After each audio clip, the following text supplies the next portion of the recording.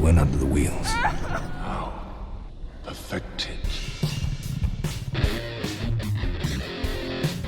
Welcome to Under the Wheels. I'm Matthew. And I'm Gabe. And in today's episode, it's our annual Oscar recap / top 10 of the year. I'm very excited about this episode today. Yes, and because who knows when this is going to come out. The day is, it's April 18th. So this is a week before the Oscars. We don't know who's going to win. But, you know, either way, it's something, the Oscars are an event that we really care about and that we take very seriously. Here. With a giant copyright. That's our slogan. The Oscars are something we really care about and we take very seriously.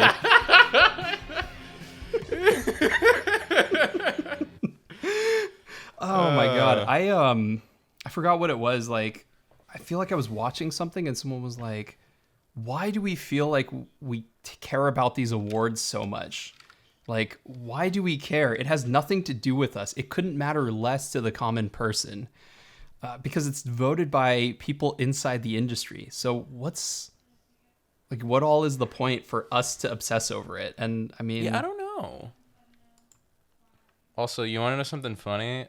So I was putting together a list of every movie I saw that qualifies for an Academy Award and then ranked them. And I left Mank out of the whole thing because I forgot that movie existed. Like, Mank is not on the list at all. Like, it's not... Like, on the list of movies I saw this year, Mank is not there because I forgot that I watched it because it's fucking forgettable. Anyway. Anyway. Yeah. Yeah, who cares? It's like... Because, every industry has like an industry conference, and at the conference they may or may not give out awards of some type, and it's just like the Oscars are just that, but for Hollywood, because Hollywood's in the business of entertainment, they make a show out of it, you know? Right. It's like, I don't know. They keep telling us that it's important as well. Yeah, well, winning an Oscar is kind of like winning a J.D. Power and Associates award, but you know, instead of being voted on by like some third-party consulting firm, it's voted on by, you know, like your coworkers. It's like those industry award, like you go and it's like, oh yeah, and the best person who said the introduction to your speech when you're on the phone goes to, drum roll please, where like everyone's eating really shitty food because like they couldn't afford a good caterer, so everyone's like, well, do I want to satiate my appetite or get food poisoning? And, yeah, well, it's like if they gave out awards at like the Consumer Electronics Show or something, you know. Mm-hmm. Yeah, it's like the award for best, like, you know, television concept goes to, drumroll, Samsung or whatever. Like that's what the Oscars are, but for movies. Yeah, pretty much. And the thing is, there's like 5 other awards shows that like lead into it that kind of predict who's gonna win. That also are just insider industry award shows that are also sometimes televised. I remember when the SAG used to be televised. Yeah, and it was just it's funny because why? And it's also the SAG is probably the best predictor of the Oscars, just because the Academy voting base is like 55% actors. Mm-hmm. Not even like modern actors either. It's like old, like, I remember starring with Olivia de Havilland actors. Laurence Olivier is still voting somehow. It's like, oh, I was the ass wiper of Laurence Olivier, and he gave me a spot on this, and I said a line, so I'm part of the SAG. Like, okay, well, the SAG is different. You just have to like register basically, and then you're in the SAG. Yeah. Well, because there's plenty of people I hard, know who. Well, I shouldn't say plenty. There are some people I know who never can be in any of my movies because of the fucking Screen Actors Guild and their stupid regulations. And it's like, why are you in the Screen Actors Guild? Because they accrued too many vouchers usually, or they said a line that they decided to keep in. They were a featured extra on something. Yeah, feature extra. Well, so what happens is if you're in a show or a movie and you have a line and you say the line, and then they decide that they're keeping your line in, they either have to make you, like, they have to force you to join SAG, or they have to hire someone else to re-record the line so that you don't get SAG eligibility, because a lot of people use that as like a fast track so that they can get in there. And then they'll start like, being like, ooh, I can start voting and affecting, the SAG awards with one vote. I don't know. But basically that's why, like, if sometimes it's really weird when you see like an extra and he's like an Asian guy, but then when his voice comes out, it's like a woman's voice. It's like, that's why they do that. Anyway. Oh, I thought that was just because Hollywood hates Asian people. Yeah, well, that too. I always think about the movie 21 whenever I think about Hollywood hating Asian people. But anyway, so let's talk quickly about Godzilla versus Kong. Yes. And we'll start here. What's your rating for it? It's fine. I'm going to give it a witness because I've got a soft spot for kaiju movies. Yeah, I understand that. I wouldn't necessarily, like, this is just barely a kaiju movie because there's so much that's not giant monsters punching each other. No, but there's giant monsters exploring things, which I guess is good. Which is boring. I want one of these movies to just have Godzilla as the main character and be told from his perspective. Yeah. That's all I want. Because I don't care about the people. They're all written horribly. All the performances are terrible. The dialogue's terrible. Just get rid of all of it, Like, I was watching this with my girlfriend, and they have the opening scene where King Kong is bouncing around his fake Skull Island enclosure that is also on the actual Skull Island for some reason. Yeah. And there's that one lady who's like caretaker. I don't know what the actress's name is. And, like the first line of dialogue spoken in the entire movie, she's talking to some other researcher, and it's just a whole bunch of drivel about how, like, there can only be one Alpha Titan. They have an ancient rivalry, blah, blah, blah, blah, blah. And I'm like, this dialogue is giving me a fucking mental illness right now. Like, it's so stupid. Every word that is said by a person is so stupid. And then, they got Brian Tyree Henry in there, who's awesome, except in this he sucks because he's just a bunch of, like, Alex Jones buzzwords compiled together with no real idea of what they actually mean in context. Okay. There's the chick from Stranger Things who just takes up space for no real reason. Yeah, and also it's like all the scenes with people in this movie, like the scenes with people all perform some function in these movies that is not really needed, like in the Gareth Edwards, yeah, Godzilla. They have Bryan Cranston, who's like a whistleblower or whatever, and it's like Godzilla blows up a city, and then he's like, the government's covering it up. People need to know, and it's like, who needs to know? We all know Godzilla blew up the city or whatever, or the other monsters blew up the city. Who cares? Like, why are they having this whistleblower cover-up storyline when we all know Godzilla or the other monsters did it? Right. We all know Bush did it. Why are they covering it up? And it's like the same thing here, except it's just like a UFC hype reel, Like if you ever watch like a promotional package for like a UFC fight, it's always got like Joe Rogan yelling about like, John Jones bows to no one. He is like the most terrifying force at 205 pounds. And then all that lady's dialogue about Kong is just, Kong bows to no one. He's the most terrifying force at 205 tons, Like, it's insane. Like, it's all just like a hype Watch out for his package. left hook and his ability to use weapons. Yeah, it's just all her dialogue is like just hyping up how awesome Kong is and how great this fight is going to be. And it's like, I already bought the fucking ticket. I don't need you to sell me on the fight that's about to happen, So yeah, it's moronic in every way. Oh, and then also it's like it's like the weird cover-up conspiracy plot. It's like we all know that the Apex Corporation is building Robo Godzilla. Right. Like before the movie was announced, we knew that was happening.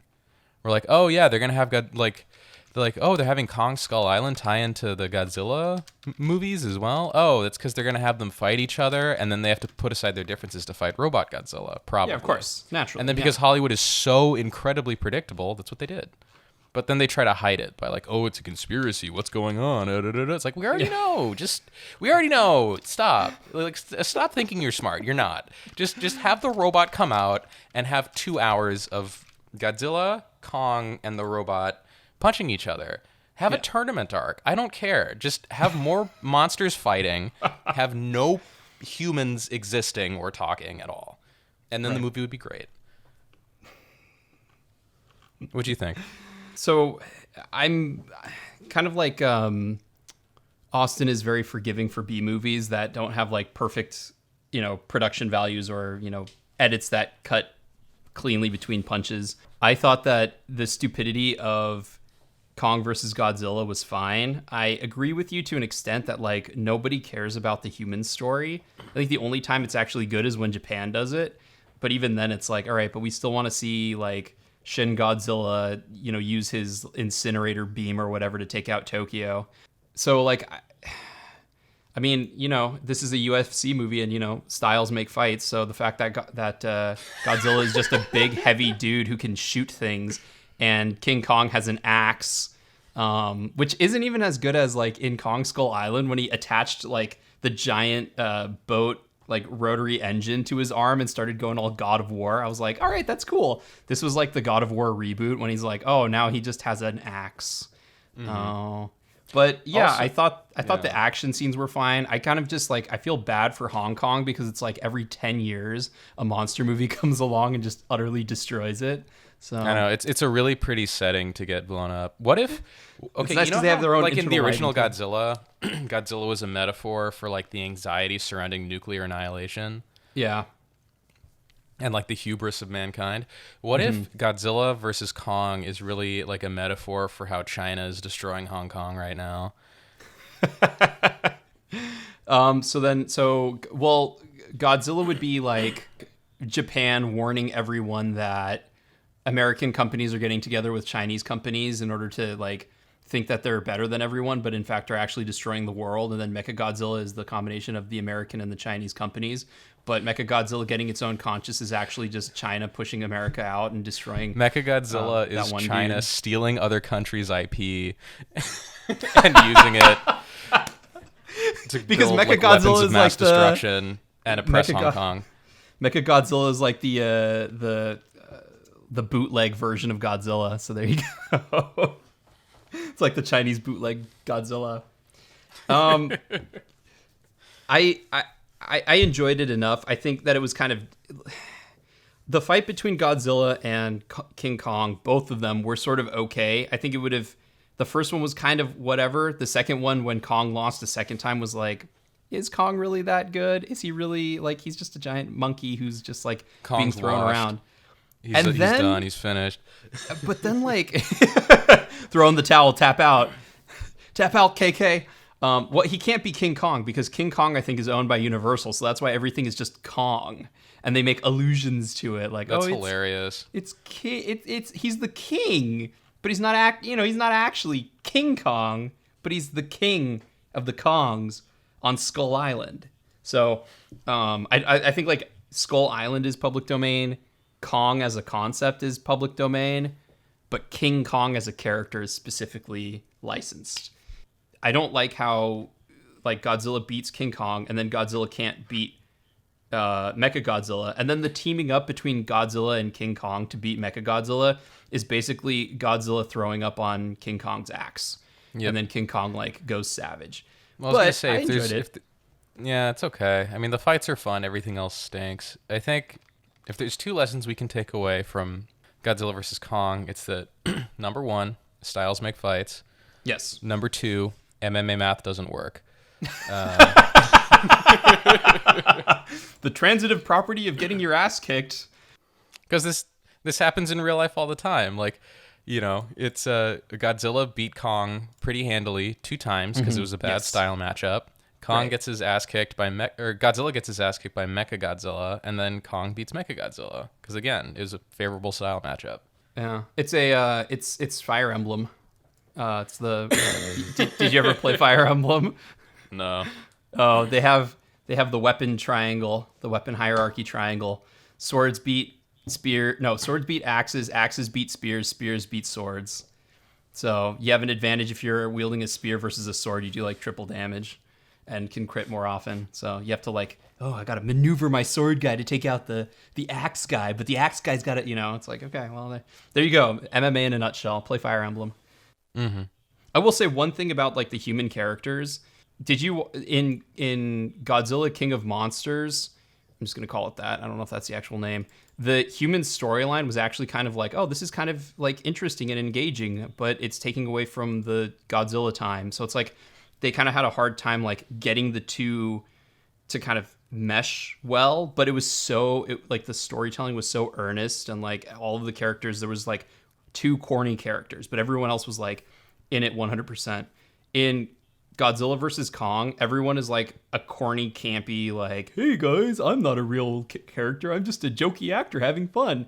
And like, I appreciate that. It's like, it's kind of good to know that this is the movie I'm getting into, where soon to be Viking Alexander Skarsgård is just like, I believe in the hollow earth and I lost my whole career because of it. Which, by the way, I thought you would appreciate the references to hollow earth. I did Because appreciate like- the Hollow Earth I was like, I get it now. stuff. I also worried though. I was like, oh man, people are going to use this as like confirmation that Hollow Earth theory exists. And there's a giant monkey in the middle of it. A Hollow Earth is so much better than Flat Earth. It's not even close. Hollow Earth is fun. Flat Earth is just stupid.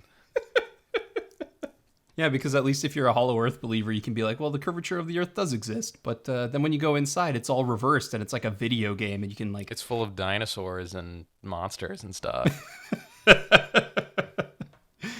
Oh man. All right, let's move on to the big talking point for today, which is the Academy Award predictions, as well as some of our thoughts on Academy Award winning movies. Let's start with music. I wasn't going to do this, but I was like, music's something we tend to talk about quite a bit, so I thought it'd be interesting to kind of... so the nominees are Da 5 Bloods, Mank... For Best Original Score. Best Original Score, yeah. No one cares about original song. Let's be honest. Da 5 Bloods, Mank, Minari, News of the World somehow gets a nod, and Soul. So, yeah, it's interesting that Trent Reznor and Atticus Ross got nominated for 2 movies, 2 scores, one good one and one bad one. The score for Mank isn't bad. It's just not interesting in any way whatsoever. Whereas their score for Soul is actually pretty good. And they got John Baptiste on there as well, who does some good stuff. I think the thing that sticks out is that Tenet is not on there.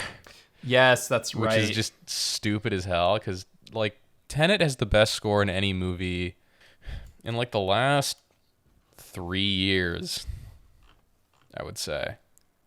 Like, it's really, really good, the music in that movie. And the fact that it wasn't nominated at all is just baffling. And meanwhile, Mank, with its just farting trumpets for 2 hours or whatever, is nominated. And I don't get it. Yeah.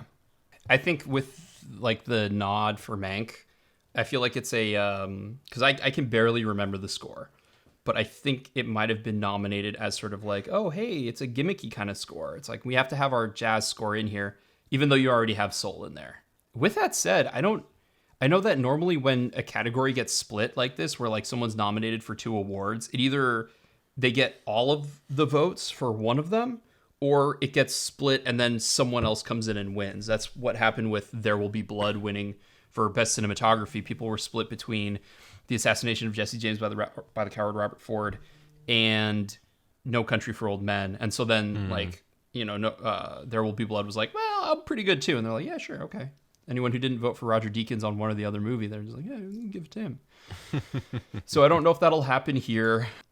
You think it's Trent Reznor and Atticus Ross's award to lose? I think so. Because I don't think no one's seen News of the World. Right. Not That's even a me. fact. And I like think movies like that. Like, I want to see Minari, but It's $20 to rent, so no.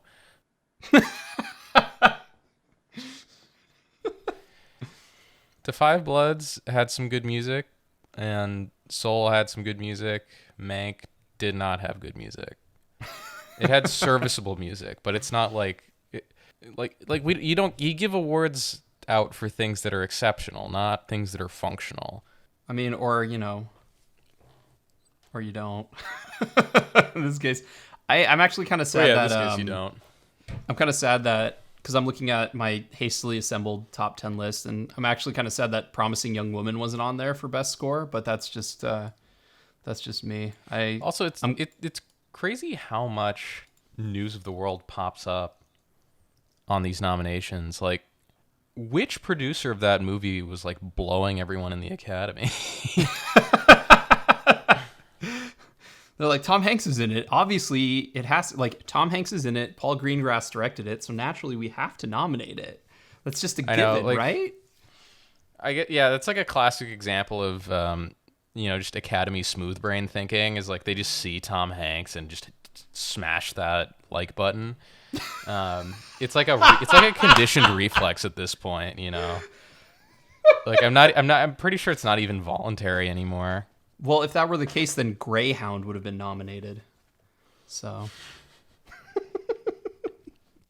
Wait, was that the submarine one or like the boat movie that he also wrote? Yeah, man. Yeah, no one cared about that movie. Best Supporting Actress. Let's see here. Where are they? All right, Best Supporting Actress. Actress in a supporting role. Maria Bakalova for Borat's subsequent movie film derivative. I can't speak today. Borat 2. Glenn Close, Hillbilly Elegy. Olivia Colman in The Father. Amanda Seyfried in Mank. And Yoo Jung-yoon in Minari. I apologize, Yoo Jung-yoon. I probably butchered your name. Don't hate me, because you're... Anyway. Go ahead. Dude, I haven't seen most of those movies. I mean, so Maria Bakalova does a really good job, but it's like, so does Sacha Baron Cohen. Like, their performances serve the same function, and they're both done just as well. Yeah. So it's weird that, like, she's getting the attention and he isn't. But it is what it is. Glenn Close, I don't understand. Like... Hillbilly Elegy, really?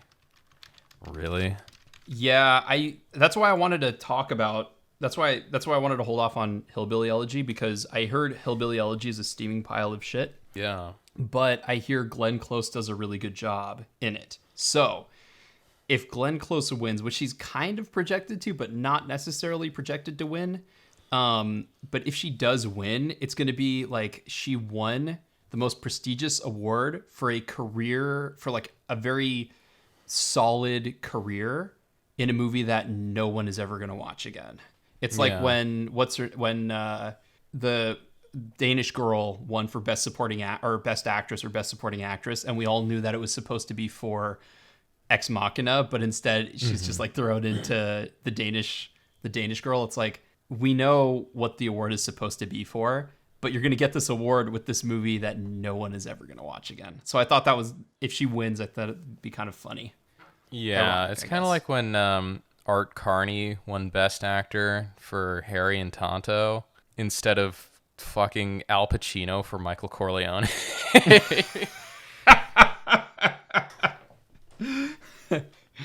Or like when because Art Carney. Remember Art Carney? We got to celebrate the wonderful career of Art Carney, or whatever the hell his name was. I think it was Art Carney. Or like when what was it? There was because I still watch The Departed a lot, and I still really like The Departed. But people said that Scorsese winning for The Departed was his Lifetime Achievement Award. I was like, oh, that's sad but funny. Also, The Departed is maybe his best movie. So, other than Taxi Driver. I wouldn't go that far. I love Goodfellas. I think it's kind of a cliche at this point that like. Oh wait, sorry. No, yeah, I meant Goodfellas. Goodfellas is his best movie. Sorry, I was confused. I don't know, man. Departed is good. I love The Departed, and maybe it's just because it's like such weird star power in there because you got like Jack Nicholson and you have Martin Sheen, and Jack Nicholson and Martin Sheen get a couple of scenes together, and Matt Damon is like very underrated in that movie with what he does. And I take back what I said. Goodfellas is Scorsese's best movie other than Taxi Driver. Departed is very good though. And Silence. Yeah, I think The Departed is like it was kind of a. I'm trying to think if there was any movies that year that were better though. I feel like The Departed was him as a gun for hire. Like everything that I've read, he had done commentary tracks for like Gangs of New York, the Goodfellas, Taxi Driver, and then when it came to The Departed, they just kind of like shat it out. And I like everything that I've read, he's not connected to Boston in any way. I think he might be a bit Irish, but you know he likes to lean into the Irish Italian part of it. So I think The Departed was just like, oh, here's a script. Oh, it looks interesting. I could probably play around with some stuff, but like on a storytelling level, he didn't do anything particularly like unique or revolutionary as far as like his own contribution to the script itself. But on a technical level, he did a lot of interesting things. He put in a lot of like little hints to other movies that he liked. The only one that stands out to me is like every time someone's about to get executed, if you look in the frame, there's an X. And so I thought that was interesting. So it's like a gun for hire, but on the highest technical level possible. And of course, that's the movie he wins Best Picture for. It's like, yeah, sure, whatever.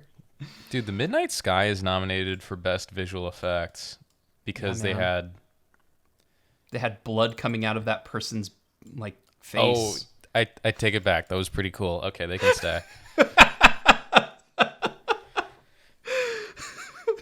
They didn't watch the rest of the movie. They were like you. They were sleeping through it. They didn't appreciate George Clooney's ode to Death Stranding. Like no one does. No one does. So I will say that a lot of people are predicting that. I think this is probably the most open field. Maria Bakalova, as supporting actress, has kind of gotten the most steam, but I think Yoo Jung-yeon is getting the most awards. Like she's kind of coming in with the most. Like she's like the dark horse who's actually winning everything. So she's parasiting it. It's just, I mean, yeah, I've heard amazing things about Minari. It's just, really expensive to rent right now. Yeah. So I was not able to see it in time for this show. Otherwise, I would have. Yeah, and then there's like The Father, which is just, I don't know. I'm tired of these like domestic dramas about like, oh, I'm old or someone's old or maybe has health issues and we're a family, but we don't all get along and we kind of have to navigate that. And it's like that's just people's lives. Like there's nothing interesting about dramatizing that, really. Unless you have like some really unique take on it, or if the movie is formally or technically very interesting or different. It's just like I don't need to see another movie based on a play about like it's like, oh, I'm a middle-aged woman and my dad is in his 90s and he has Alzheimer's and oh, what a pickle. And then you have Anthony Hopkins playing himself because he plays himself in everything, except now he's forgetting stuff. But it's Anthony Hopkins playing Anthony Hopkins forgetting stuff. Is that's what the movie's about? Is a woman taking care of her father who has Alzheimer's? Yep.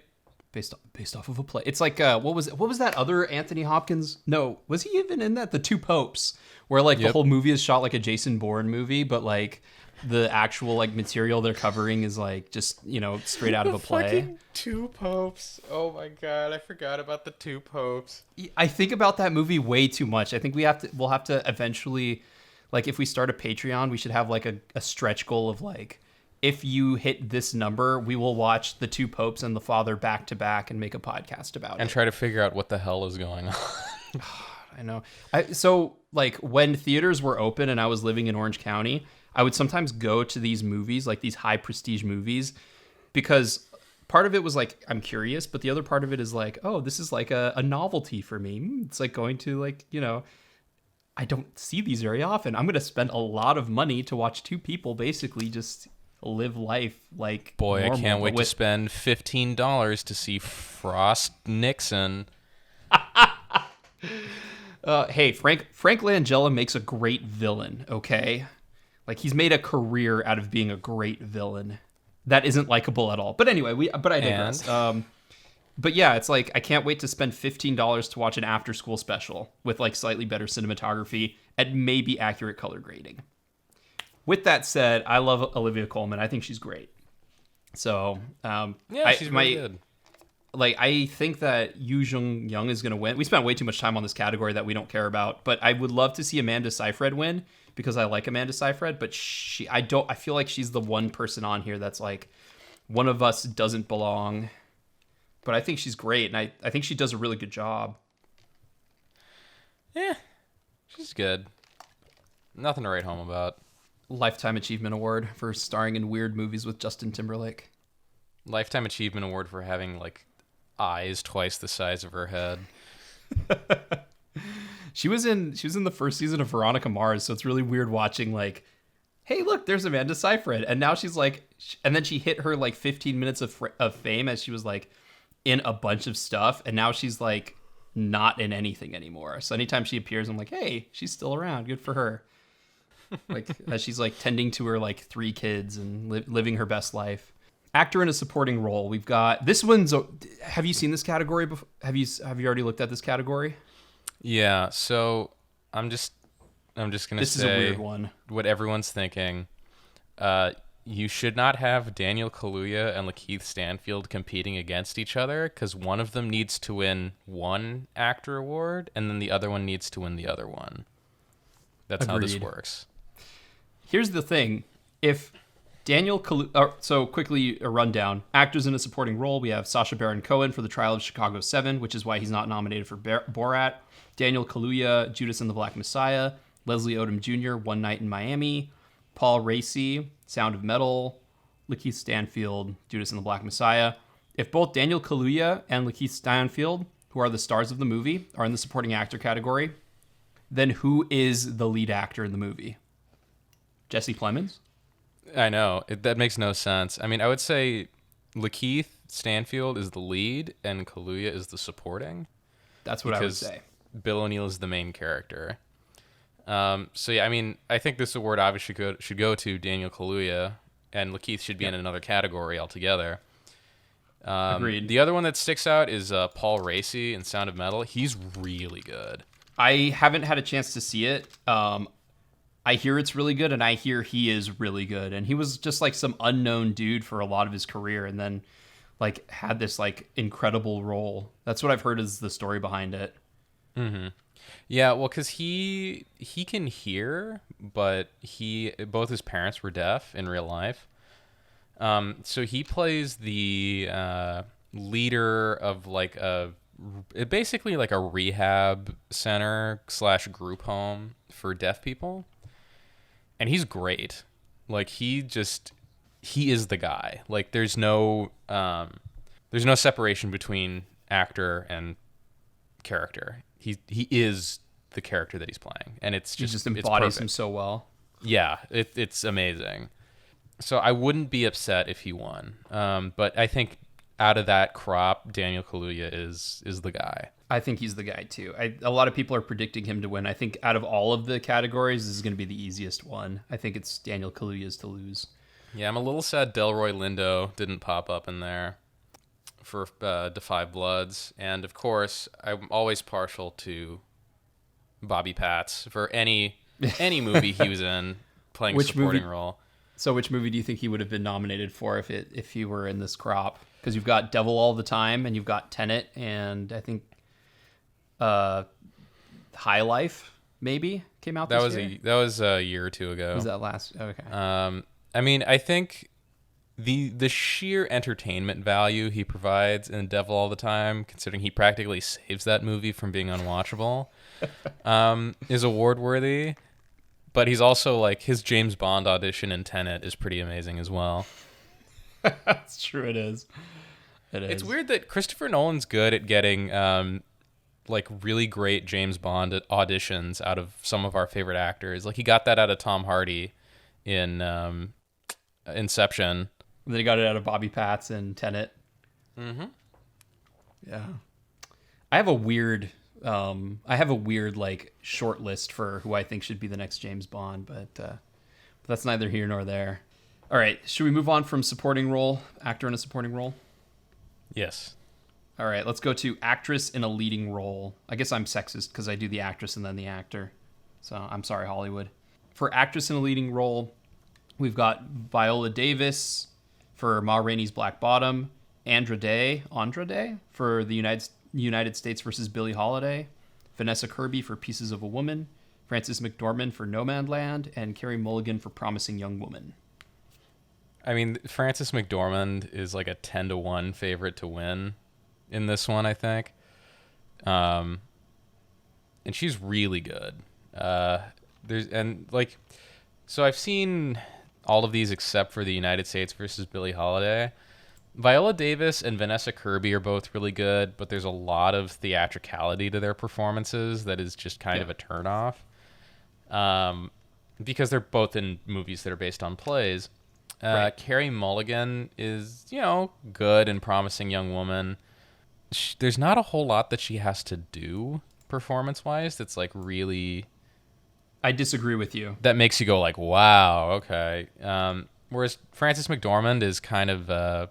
Again, it's one of those where she just vanishes. Like, yeah, you could tell it's Frances McDormand, but like, there's no separation between her and the character she's playing, and it works really well in the movie Nomadland because Nomadland is like this very, it's very bicycle thief-ish, but good. Bicycle Thief sucks, but Nomadland is good. It's very naturalistic. There's a lot of non-actors in the movie. There's a lot of like real-life people who are actually just playing themselves. Mm-hmm.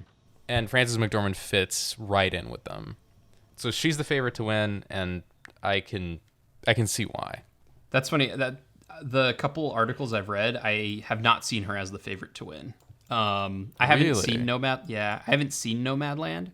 But if I'm just going on, the only movie of these that I've seen was Ma Rainey's Black Bottom and Promising Young Woman. But I think that Carey Mulligan had to do a lot in Promising Young Woman that required quite a bit of peaks and valleys in her role, but also done in a way that was like subtle enough that it wasn't overpowering. So I want her to win. She's a very promising young woman, and I would love her to win for Promising Young Woman.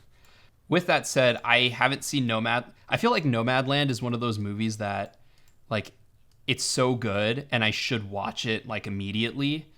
But the idea behind it and the way that you've talked about it makes it feel like a barrier to entry. Like I'm going to be watching a bad student film that got, like, an A-list celebrity to star in it. Oh, my God. I know it's not that.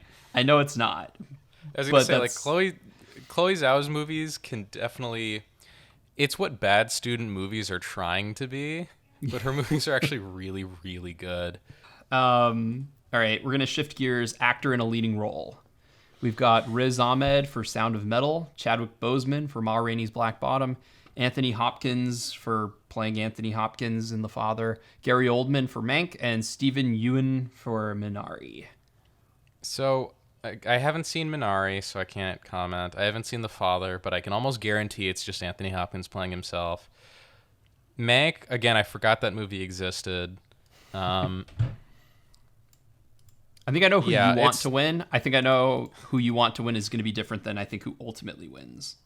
Well, I think ultimately it's going to be either Chadwick Boseman or Gary Oldman. I want... whoever is not winning Best Supporting Actor for Judas and the Black Messiah to win Best Actor for Judas and the Black Messiah. Yes, obviously. But we're not in that reality, so you have to choose one of these five. Ugh. I mean, I want, like, of these five, I kind of want Steve Yeun to win because it's the one that no one's expecting. And Steve Yeun's a really good dramatic actor. Like, if you've seen Burning, he's incredible. It's probably not going to happen. Again, it's probably going to be Chadwick Boseman as the oh he died vote, or Gary Oldman as the it's Gary Oldman being Gary Oldman, isn't that cute vote.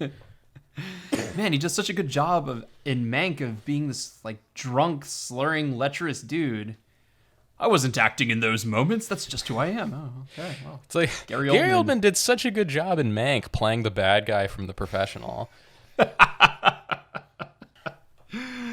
I think it's going to be Chadwick Boseman who's going to win. I thought you were going to say Riz Ahmed should win, but I didn't see The Sound of Metal. It's been on my list of movies to watch. Riz Ahmed's performance is good, but in a better 2020 was a weak year for movies, which is something that it's a refrain that we've made continuously on this show. In a normal year or a stronger year, Riz Ahmed would be shortlisted, but not be nominated.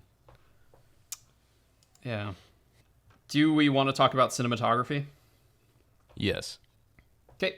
Nominees for cinematography: Judas and the Black Messiah, which is done by Sean Bobbitt; Mank, Eric Menderschmidt; News of the World, Darius Wolski; Nomadland, Joshua James Richard; Trial of the Chicago 7, Fedon Papamichael.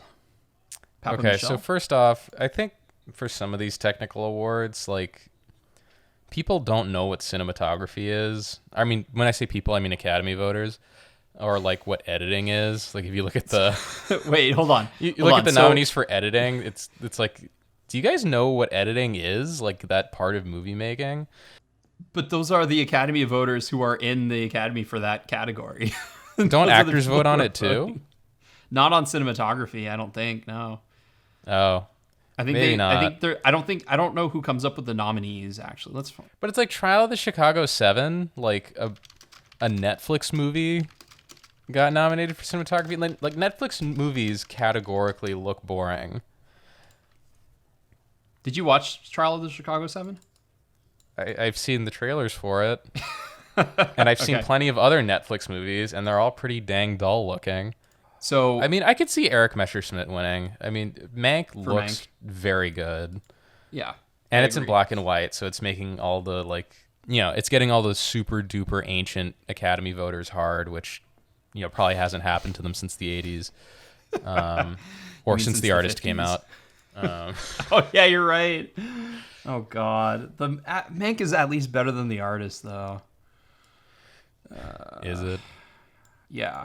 I don't hate The Artist as much as you do. I think it's charming, but I think The Artist is everything that's wrong with Oscar bait. And not Mank? Mank is not everything that's wrong with Oscar bait? The only reason Mank is wrong with everything that's Oscar bait is because it was nominated. If it wasn't nominated, we'd be like, oh yeah, it's like Panic Room. We'd be fine with it, and we wouldn't have to talk about it again. And we'd be okay with, I don't know. I think we're on opposite ends where I like Mank more than you, but you like that shit piece that's The Artist a lot more than me. Yep, I do. I'm irritated by Mank because it forced David Fincher to make a movie that's not super interesting.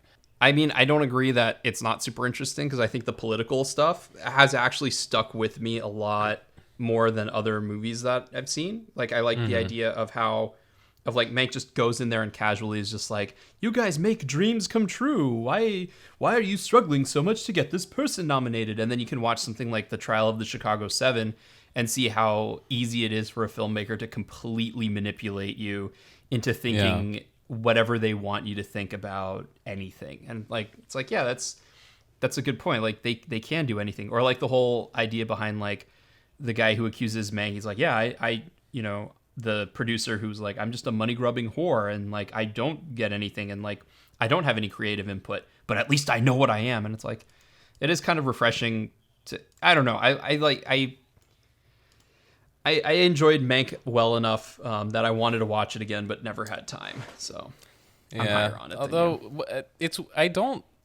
one note on that one character from Mank, the producer who's I know what I am. Yeah. I don't like that. I don't like people who are like that. I think ignorance is an excuse for bad behavior. I'd rather someone be a hypocrite where they can learn how they're wrong and fix themselves, Right. as opposed to someone's like, yeah, I'm a piece of shit, but I know what I am, and then it's like, Mm-hmm. oh, well, then go kill yourself. Like, if you know you're a piece of shit, then just remove yourself from the world. Like that. Right. That's the ethical thing to do if you're not going to change. But he's making too much either money. change and he sleeps or fine, die. So it's fine. So I think the interesting thing on that is, yes, I agree with you. It's like the people who are like, I know that I'm terrible and I accept being a terrible person. Well, Mank didn't realize he was terrible. He didn't realize his own hypocrisy, and when he finally did, he put everything on the line for it. Exactly. That's what you're like, supposed to do. It's like you realize Right. your hypocrisy and then you decide to do something different. But Yep. then, like, I think that's a very American thing to just lionize people. It's like, yeah, he's a piece of shit, but he tells it like it is, and But he's he an honest knows piece he's a of piece of shit. shit. He's an honest piece. It's if you're an honest piece of shit, just die. You're Like, still if you're an honest piece of shit, you're still go a piece away. of shit. You're still a piece of shit. Like, what? No one should like you. And if you like someone because they're an honest piece of shit, that's, your brain is smoother than an oil slick. That I don't know what else to say. Another note on cinematography. I really like the cinematography, especially the shot selection in Judas and the Black Messiah. Yeah. So I want that to win, but Mank is very good looking, and it's in black and white, so it probably will win. Yeah, who would I choose? I'm actually kind of surprised you didn't go with Nomadland. I mean, Nomadland is it's pretty, it's good. Like it's functional. It does everything well, but it's not outstanding on the cinematography front. I'm not. I don't really need to go into costume design too much. I think it's one of my favorite categories though, because it's such a weird category. Because you have movies like Pinocchio in there, which I think is like, it's like an actual horror movie disguised as a children's movie because everyone looks like freaking scary. But I always find it interesting. Just a quick rundown: it's Emma, Ma Rainey's Black Bottom, Mank, Mulan, Pinocchio. I hope Emma wins. It probably will win because it's a big, flashy costume piece where everyone wears like Victorian era outfits or Jane Austen era outfits. And the color scheme is really good and the production design is really solid. So I hope it wins for costume design. But that's all I really wanted to say about costume design, unless you wanted to talk about it. Nope. Yeah, I was going to say, I feel like it's a category you have no interest in. Since we did one of those, is there a category in here that you think I would have no interest in? Like, I don't know, documentary, short subject, or documentary feature? It's categories I know nothing about and cannot comment on because I know nothing about them. Nah. Best film editing is interesting. Yes. The Father, like- Nomadland, Promising Young Woman, The Sound of Metal, A Trial of the Chicago 7. I can't think of any of these as being like again, they're all good, but it's like as being like a particular showcase of excellent editing, you know? So I haven't seen Nomadland. The Father's a weird one, but I have a feeling that they do some editing things in there that involve, like Anthony Hopkins losing his mind. Maybe that's why it got nominated for editing. The one movie that should have been nominated that probably wasn't eligible for Academy Award consideration is Possessor, because they have those like really trippy sequences. Oh, we'll get into Possessor pretty heavily Later on. later on. But The Trial of the Chicago 7 is actually not... So Aaron Sorkin's known for witty back and forth, quick-paced dialogue. And out of all of the Aaron Sorkin movies I've seen, The Trial of the Chicago 7 is probably the one movie where his dialogue feels extremely slow and normal.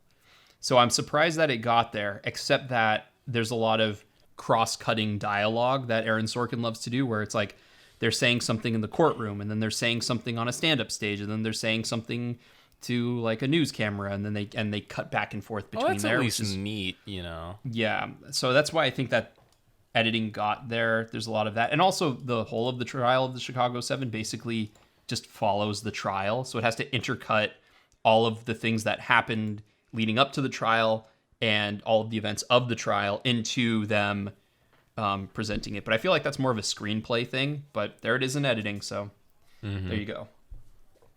Anything else to say about film editing? What do you think's going to win? I don't know. Based on the amount of cross-cutting that you mentioned, I would guess Trial of Chicago 7, but I don't know. What do you think is missing here that you would have liked on here? You already know what it is. Judas and the Black Messiah? No, a certain not Canadian science fiction movie that is absent from a lot of these. Yeah. But like I said, we'll get into that later. Yeah, we will. Should we go into just the big two, the top two? Well, what about screenplay? I don't know. It's just it's hard to judge a screenplay based on the finished film, because you don't know if like the screenplay is exactly reproduced in the movie or if the director just threw it into a wood chipper and kind of like created something completely new and different. Like Stanley Kubrick was known to do that, where he would kind of disregard the screenplay and everything that he'd done before and just be like, I need to edit based on what feels right. Like, I can't go based on any prior plans that I had. So yeah, I don't know. I mean, adapted screenplay is tough because I want to see The White Tiger, but I just haven't gotten around to it. Borat, it's like heavily improvised, so that you kind of have to like throw that one out. Father, don't know. One Night in Miami, you don't know. I mean, any screenplay that's adapted from a play, I don't care. So that basically just leaves me with Nomadland, which is it is good. It has like a good story, good dialogue. It's very naturalistic, so I like that. So yeah, Nomadland for best adapted, best original. I mean, Judas and the Black Messiah. Promising Young Woman is really really well written. Like the dialogue's very crisp and but how much keeps of that a good was pace, improvised? it moves really well, it's structured really well. What? How much of that was improvised? Like as soon as know. Bo Burnham gets on there, I'm like, I think they're just doing improv. I'm sure Bo Burnham riffs a lot, but yeah, I don't know. I mean, it's Judas and the Black Messiah and Promising Young Woman. Sound of Metal, again, it's good but not amazing. Minari, haven't seen it. Trial of Chicago 7, haven't seen it, but it's Aaron Sorkin, so I'm sure it's not bad. It's not good. It's not bad. It's just Aaron Sorkin. It's the boom catchphrase. Lots of ponage. Lots of, not as much as you would expect. Surprisingly, there weren't as many. It was done in a different way. I would say I would hope that like Judas and the Black Messiah one, although I really, especially, we haven't talked much about Promising Young Woman. I'm sure we will, but because it's on my short list. But Promising Young Woman, I really liked the screenplay, especially because I haven't read your review on it, but I was worried about the ending, and something happened in the ending, and I was really down, and then they ended up bringing it back into an almost perfectly satisfying way. So that from my end. So like the screenplay was consistent throughout until the end, where it takes like a very, very negative turn, and then they kind of turn it back around. And also it's a revenge movie done in a way that I see very few revenge movies done in, and so I kind of appreciated that as well. But as far as adapted screenplay, I mean, well, we can get into it in a minute because I'm sure it's on your top 10 list or top whatever. Yeah, it is. Okay, so we'll do the big two. Where are you directing? So directing, we have another round. Mank, Minari, Nomadland, Promising Young Woman. I mean, I personally would give it to Chloe Zhao for Nomadland because it's a production that spans a huge swath of the United States, so that's logistically very difficult. It's a mix of real actors and real people and actors and non-actors, and it's pretty seamless. All the performances working together, like no one sticks out as being like kind of not belonging in the movie. And it's really good and really like emotionally resonant. So I think out of these, Nomadland has got to be my pick. I mean, Thomas Vinterberg's a weird one because he's known, he's Danish. Another Round is a Danish movie. And it's like, it's just kind of weird that he popped up on there. Yeah, I was going to say, but does that mean that it's guaranteed to win Best Foreign Film? Probably. Which is weird because I've heard like Thomas Vinterberg seems like a guy who makes really good movies that are often like have very upsetting subject matter. And then Another Round seems like kind of a generic movie about addiction. It's like it sounds like Sound of Metal, but without all of like the deaf sound design, which is like if you're going to watch The Sound of Metal, watch it for the sound design because it's actually pretty cool. So yeah, it's like I'm just like, it's weird that Thomas Vinterberg's on here, especially if you're like including international movies now. It's like that and not any other non-English language movie, but yeah, okay. So I guess Minari count? It's not a foreign language film because I think it takes place in America, I'm guessing. It takes place in America, and the director Lee Isaac Chung is American. Okay. Whereas oddly enough, Nomadland is like super duper American, and then Chloe Zhao is from China. Like But she's she's from China, born and raised, but makes like the most American movies ever. They're all about like cowboys and Indians and the open plains and like survivalists and stuff. And it's just like this is interesting. I mean, if Kurosawa lived now, he would totally want to come out to America and make his own cowboy film. So I can see the appeal. Let's just put it that way. Yeah. I can see the appeal. So if Judas and the Black Messiah were nominated, do you think that would have taken your place instead of Nomadland? It might have to be a tie if that was the case. I've only seen 2 of these movies. I think from what I've read, Nomadland is going to win. Only other thing is I think David Fincher might win for Mank because they're going to give David Fincher a Lifetime Achievement Award too. He hasn't won, has he? He's never won an Academy Award for anything, has he? No, the closest he ever got was The Social Network. God, he should have won that year for The Social Network, but you know where I stand on that. I mean, he should have won for Zodiac way back in the day. I think the problem is that movie nominated? came out in 2007, so that means it would have had to have booted out both Paul Thomas Anderson and the Coen brothers. That whole year was just like split down the middle, like, well, who can we not divide it between? Well, that was There Will Be Blood year, right? Yes. Yeah, shit, that was the year of the really long or long-feeling movies. Because No Country for Old Men isn't that long, but if you've never seen it and you're watching it for the first time in theaters, it feels long in the best way possible. So It's funny. I wanted to see it in theaters, but never got around to it because I was 12. And eventually just caught it on TV, and it blew my mind. I was like, holy hell, this movie's amazing. My fun story is I went to see it because a friend of mine and I were talking about, like, I was like, I'm so sick and tired of handheld camera in every single movie. We're going to go in and watch No Country for Old Men, and I bet it's going to be nothing but handheld camera. I guarantee you there's at least 3 shots of handheld camera in this movie. That was, of course, before I knew who Roger Deakins was. Okay. I felt pretty stupid after coming out. I was like, oh my God, all the slow-paced camera moves. But I was like, oh, there's one. Yes. Oh, there's one. Yes. Okay, we're good. We're good. Oh, God. Almost lost that bet. But anyway. All right, Best Picture. Nominees: The Father, Judas and the Black Messiah, Mank, Minari, Nomadland, Promising Young Woman, Sound of Metal, Trial of the Chicago 7. What do you think is going to win, and what do you want to win? I think Nomadland's going to win. I want Judas and the Black Messiah to win. Yeah, I agree. I think Nomadland is probably going to win. It's got all of the momentum coming in. Mm-hmm. But I think Judas and the Black Messiah should win. But as you know, I'm a big fan of Promising Young Woman. So yeah.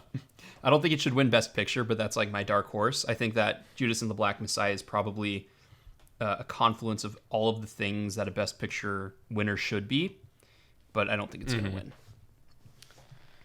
Yeah. Do you want to get into like top 10s or into why you like Promising Young Woman so much?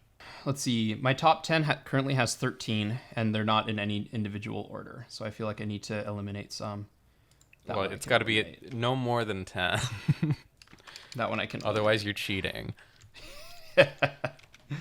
Zack Snyder's Justice League doesn't count, does it? No, it doesn't qualify because it came out in March. Come on. No, I know. I'm trying to decide if I want to. Let me see here. There's a couple that are gonna make you cringe. Okay.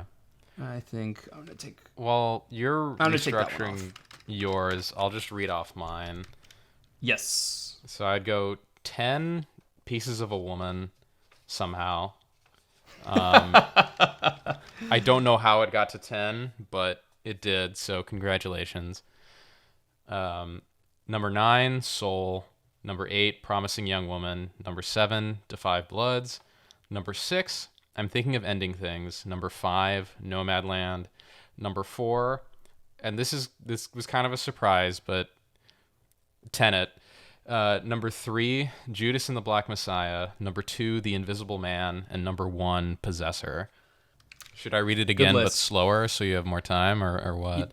What? Pieces of a Woman's Soul, Promising Young Woman, The 5 Bloods, I'm Thinking of Ending Things, Nomadland, Tenet, Judas and the Black Messiah, Invisible Man, and Possessor. The movies this year had too many titles that had really long titles. Oh yeah, for sure. Me. So we should also qualify that this list is movies that we've seen, because I'm sure that if I had seen Nomadland or a couple of these other ones, very high chance that they might have made my list as well. Yeah, like if I'd seen Minari, I'm sure it would sneak onto the list in some way, shape, or form and boot Pieces of a Woman off. Which I'm still surprised that's number 10. It's weird, but I mean, yeah, it is a good movie. Yeah. So why? All right. So my 10 in no particular order because I didn't have a chance to organize it. But a lot of these are not necessarily. Some of them aren't necessarily the quality of the movie itself, but kind of just the emotional reaction to it. So, well, I'm just going to read them off. So, The Gentleman, The Invisible Man, Da 5 Bloods, Hamilton, Tenet, I'm Thinking of Ending Things, Possessor, Promising Young Woman, Judas and the Black Messiah, and Happiest Season. Wait. Yes. Wait. Yeah. Disney parking a camera in front of Hamilton was one of your best movies of the year? This is why I said you're going to cringe. So here's why. I think I've watched this 3-hour spectacle all the way through maybe like 2 or 3 times. Wait, how have you watched that piece of shit 3 times, but it takes like 5 weeks to get a podcast out? Because I can't edit a podcast while I eat dinner, but I can put on 1 or 2 songs from Hamilton while I eat. It's probably the closest I'll ever see to like a professional production of it. And they didn't have the sort of like, they didn't do sort of like the embarrassing thing where they just recorded one showing of it with a bunch of different camera angles. And they didn't do the cringy thing where they like made it Les Miserables. They actually took, like the people who originated the roles and recorded it over a couple of nights, which is kind of awkward because you can see like the bags under Lin-Manuel Miranda's eyes get like thicker and thicker as the show goes on. But like it was a theatrical experience that if I could have seen it in theaters, I would have enjoyed a lot. I understand all of the sort of hostility against the play itself. I understand a lot of the kudos and plaudits that it's received. And it just kind of continued to stick with me, even if I'm not like watching it or, exposed to it. There's like the music that's really good. The way that they use I could see being in the theater watching it, how they use the theater space, the lighting, all of that stuff really interestingly. The fact that there's multiple layers to the way the narrative is told, how the music kind of helps to reinforce the narrative.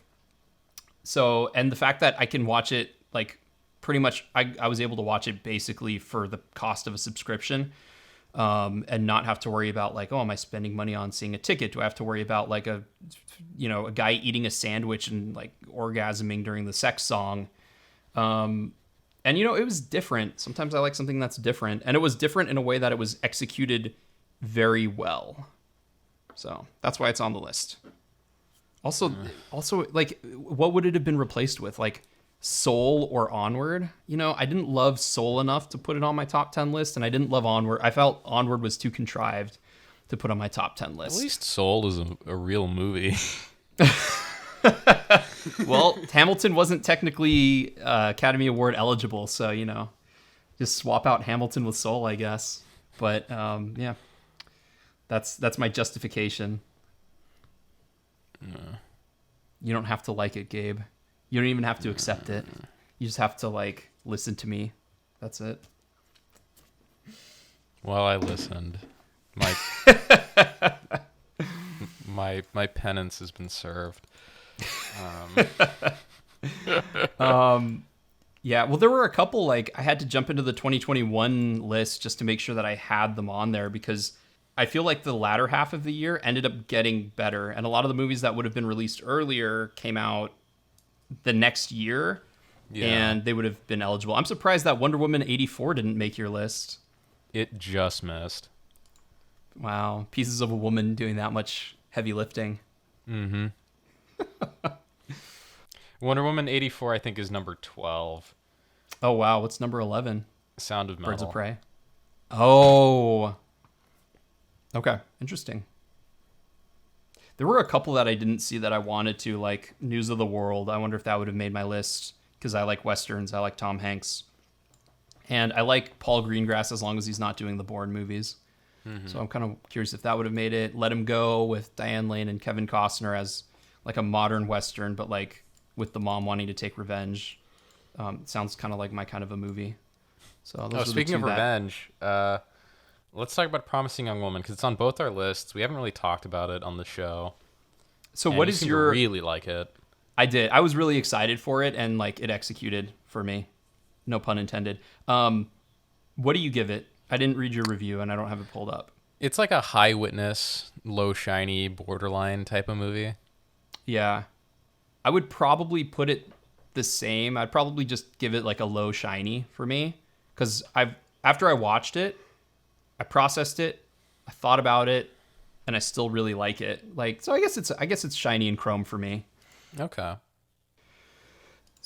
Like I like revenge movies. This was a revenge movie, but it was done in an interesting way, even though the revenge plot doesn't really kick in until like a quarter of the way into the movie. Almost halfway into the movie. Wow, was it really that long to take? Because like it felt like halfway into the movie. I felt like they took a long time to establish like what she did, even though the trailer established what she did incredibly quickly. But of course, you know, the narrative muscles and everything. I guess I'll get straight into the bad about it, in spite of the fact that it is actually pretty good. The trailer seems to have a more coherent idea of what's happening than the movie does. Because it's unclear if she's like a serial killer or just like a serial prankster. You know, she pretends to be drunk, gets taken home by these guys, and then there's some sort of confrontation, but it's kind of left unclear what that confrontation is. Yeah. Like in one case, she just kind of spooks the guy and leaves, whereas in another case, like she walks home covered in blood, or like got some blood on her. So it's like, oh, she killed the guy. Because like in the trailer, it looks like she killed the guy. She killed the guy. Cool. Whatever. She's a serial killer. Fine. But then like as the movie goes along, like all her revenge schemes are so toothless. Like she doesn't really harm anybody at all. She just like kind of gives them a scare and is like, gotcha. You're not going to do this, Gabe. You're not going to ruin this movie for me. Go on. Yeah. Okay. Anyway, but like, yeah, so she just kind of like scares people, and it's like, ooh, gotcha. Made you think, didn't I? And it's like, what? I would have liked this so much better if she was just a morally questionable murderer or something. Because it's like, what makes the movie interesting is that what makes any revenge movie interesting is that the hero or anti-hero has a moral quandary, right? They feel wronged and they have this intense need to correct the wrongs, and they do so by like killing and destroying people and doing horrible stuff. But in this, it almost seems like they tried to make her too kind of squeaky clean in a way, where she gets back at people, but not in any permanently damaging way, for the most part. So that I don't know. Maybe they were afraid that audiences would judge a woman doing this more harshly than a man who just goes around killing people for revenge. But it's like, I would like to think that audiences are progressive enough that if they just made like Lady Death Wish, we'd all be okay with it. And that kind of sanitizing it the way this movie does is not necessary. But it just creates this unnecessary confusion of like, what is she doing? Why is she doing it this way and not in a harsher way? Especially considering how grave all of these wrongs are to her. And given the way that her perspective is portrayed in the movie, where she takes what she's doing very seriously. She takes all the sexual assault stuff like very, very, very seriously. This is very dire to her, and it killed her friend, right? So you think like, oh, she's out for blood, because that's what her mindset would lead you to think she's out for. But instead, she's just like kind of pranking people and scaring them, but not doing anything. John Wick, but instead of John Wick, it's Ashton Kutcher punking people. Yeah. If I made a thumbnail for it, it would just be like Carey Mulligan with Ashton Kutcher's face on it. So yeah, and it's like it's a good thing we're not doing an episode. It's a really good movie. It's a really good movie. Like the performances are good. It's fun. It is thrilling. There's some good twists and turns. Carey Mulligan's great. Bo Burnham's great. It's awesome to see Clancy Brown as like a normal person. Yes, that was a great to standout see, moment. Like Alfred Molina playing like his character from Boogie Nights, but like just fatter. I was gonna say I feel like Alfred Molina was like he's very underrated in this movie, and like Alfred Molina is almost always really good, but like I'll get into that when I talk about it. Go ahead. I'm sorry. Go ahead. No, yeah, that's all. I just wanted to give some positives because, again, I like the movie. I think it's very good, but that it's a little incoherent. Yeah.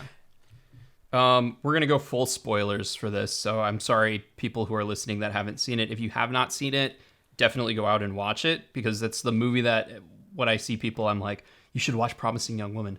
So I was really excited about it because I heard that, I like saw the trailer and I thought the concept was really interesting. Like, oh, the quote, like, incel nice guy type, like finally getting their comeuppance. But of course, like the movie portrays these nice guys by casting people who are generally likable and like generally seen as nice guys, but then they have them do like just enough stuff where you're like, no, you're a creepy guy. You're not really a nice guy. You're just like a creep. So it kind of undermines that a little bit, because like when, what's his name, Adam Brody, who was in the movie The Kid Detective that I never got to see, but I really wanted to, that might have made my top 10, but I digress. Like in the scene in the very beginning with Adam Brody, he's like, oh, hey, my apartment's right around the corner. Let's go there and have a beer with this girl who's already completely intoxicated and sloshed and might throw up. And I'm like, do people really like, what? This is not like the nice guy playbook.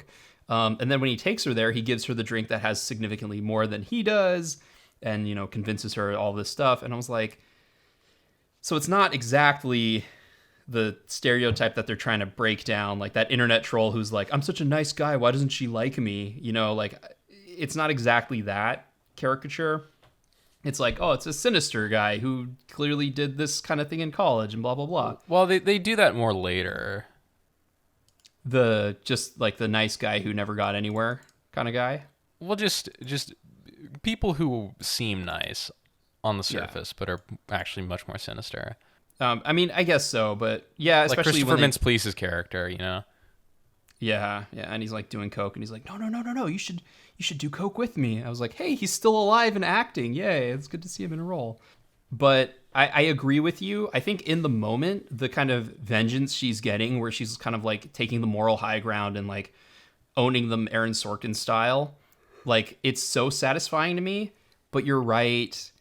There is no like it's basically just like getting spooked by the boogeyman. It's like, it feels weirdly empty. And then the other thing too, it's like it has all of the kind of cliches of revenge movies where it's like the main character has no life, she lives with her parents, she's just a wreck, and you'd think it's like, oh, she's like this because she's a like a serial killer whose sole purpose in life is murdering people.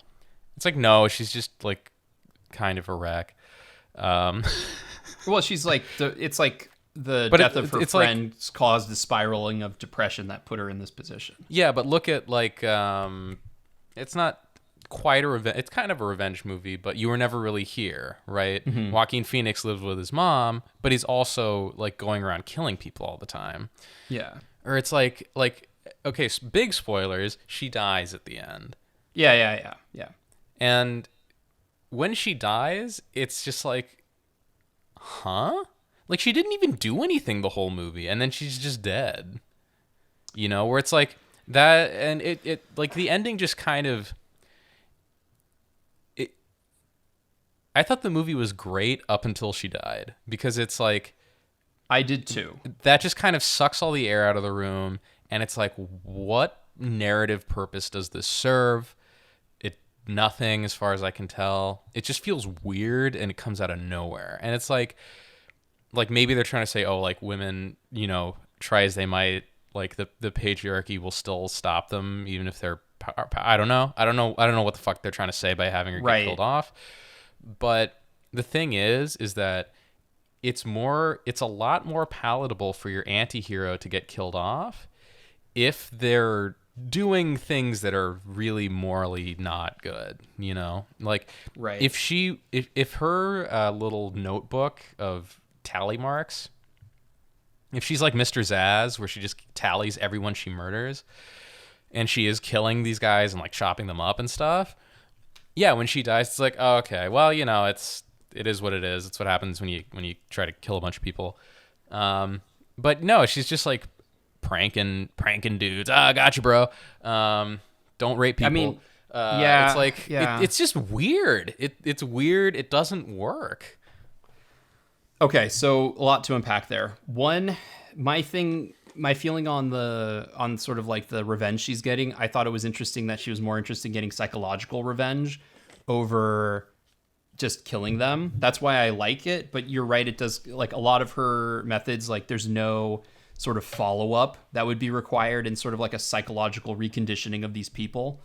So that's one problem. And the only time you see that is with like Alison Brie's character, when she comes and she's like, oh my God, you've been dodging my calls. I need to know, was I date raped, blah, blah, blah. And I was like, wow, that's really effective. That's why I say in the moment, all of it's really effective, because the scene with Connie Britton where she like goes back and she's like, that scene where Carey Mulligan goes back to the college and talks with like the dean of admissions or whatever. That scene is like perfect to me. Like the way that it escalates, the way that tension is built, the way that like Connie Britton, who of course like at that point you would think that she would like stand up and call the cops on her.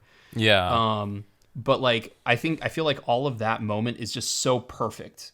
And then like the after effect of like, well, is she suffering psychological damage? Well, we didn't have time to show that follow up. Yeah, the Alfred Molina scene I think is also interesting, but I'll talk about that in a sec because I want to get to the death part. Well, so one thing on the Alfred Molina scene, it's the only, because Alfred Molina is the only one who regrets what he did. Right. And he apologizes and says like, I want to make it right. So she lets him off the hook. But it's also the only one where it's implied something violent was going to happen to him. Right. Yeah. Because there's like the guy's going to go in and tune him up. Yeah, like there's some guy waiting outside his house, like, do I need to go in? And she's like, no, you're good. Yeah. Where it's like, I think the movie would have worked better if, like, say Alison Brie was like, you know, it's like, I've been trying to, like, did something happen to me or something? And then, you know, even if nothing happened to her, actually, if, you know, the main character was just like, I don't know. I left. I don't know. Yeah. I mean, I think the implication is like weeks have passed with her thinking about this. Yeah, exactly. But it's like, you kind of need that. The movie needs to be more fucked up than it is. Because it's like, I think it's a levels thing. Like, I think it could have gone a little bit further in certain places, but I was kind of happy with where it was. I think it was still too extreme for a lot of people. Really? She doesn't do anything. Yeah. Like, her best friend was like gang raped and then killed herself. And she derailed her entire life to take care of her friend and then go on this quest for revenge, which isn't even a quest for revenge. It's just like She's a like weird, she's like the it's like date a rape weird Batman. hobby. Yeah. And it's just like, I don't know, like the crime is so extreme and the punishment is so mild. And then she just dies anyway. I think that the death part was supposed to shock you back into like the moment, because I remember when that happened. I think everyone hates that. I don't know if it went through any reshoots, like if they did any pickups later to kind of like solve it. But like I think they reworked the ending so that I think it was supposed to just end with her dying and that's it. But then they added really the wedding stuff later to like tie things up. so like I don't know where you stand on it, but I like how the movie ultimately ended with like they bring back Alfred Molina and they give him the phone, and like this is, she chose very carefully who she was going to give all that stuff to. Like I like how that worked. I can't imagine the movie without like the sort of final nail in the coffin justice thing for that one guy who always plays the nice guy and everything. Which ironically, like he was, I know that you're not going to care about this, but the guy who raped Carey Mulligan's friend is also in Veronica Mars. And that one dude who's his best friend, who's like the asshole that plays the asshole in New Girl, he's also in Veronica Mars. So it was like a weird Veronica Mars like crossover, and all they needed was... I don't know what Veronica Mars is. It's a TV series with like a dedicated fan following that like had a really good first season and then just kind of petered out. Okay. But if Kristen Bell played as the main character in it, then it would have been like a full-on Veronica Mars reunion, and it would have been crazy. But anyway, I digress. But yeah, having the main sort of her main antagonist getting some sort of like revenge, even though I described it to my fiance afterwards, and she's like, "So he's just gonna get like a high price lawyer and get out of prison, right?" And I was like, "Well, I mean, yeah, probably." Well, Probably I what's don't gonna think happen. so. Just because the evidence is pretty Stacked solid. against him. But still, it's like, I don't know. I don't, like I said, I can think of reasons why they might try to kill her off. And things that they might be trying to say with that happening. But it doesn't work narratively. Like, I think everyone hates it because it, like, there's just an instinctual reaction of, like, this feels off. Like, it's just weird. It doesn't fit. And then, like, adding all that stuff at the end to try and, like, tie it up a little neater. I mean, I guess. Like, it's the best they could have done with the hole that they wrote themselves into. But it's just, like, I don't know. It would almost make more sense as an ending. It would make more sense if she lives but goes too far, even for her. Like the whole getting the dude caught on his wedding day. No. Like if you want an ending that's gonna like twist the knife or shock people or whatever. Yeah. Like, if she kills everyone at that bachelor party and burns the entire cabin down. Yeah, would be where it's like people stop rooting for her. That would be something.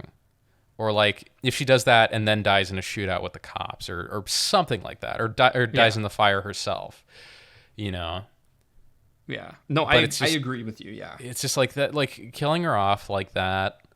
It just doesn't work. To quote Todd Howard, it just works. It just doesn't work. It doesn't work. It just doesn't. No, I agree with you. And so let me read you a passage from the Wikipedia article. Originally, Fennell planned to end the film at the time Cassie's body was burned, but the production's financiers balked at having a negative ending. She also considered an ending where Cassie appears at the wedding and kills responsible men, but deemed it unrealistic. I would have liked that. She decided to have the ending where Cassie has a backup planned revenge, as she felt Cassie would be thorough in her planning and would be aware that she could die in her final mission. Additionally, the director stated having Al apprehended at his wedding would reflect Cassie's sense of humor, which is why she plans that event. So like I agree with you that her just dying and her getting burned would have just been such a downer. I think everyone feels like, that way because everyone yeah, hates that ending. It's also just like when you kill off your main character, you have to be doing it for a reason.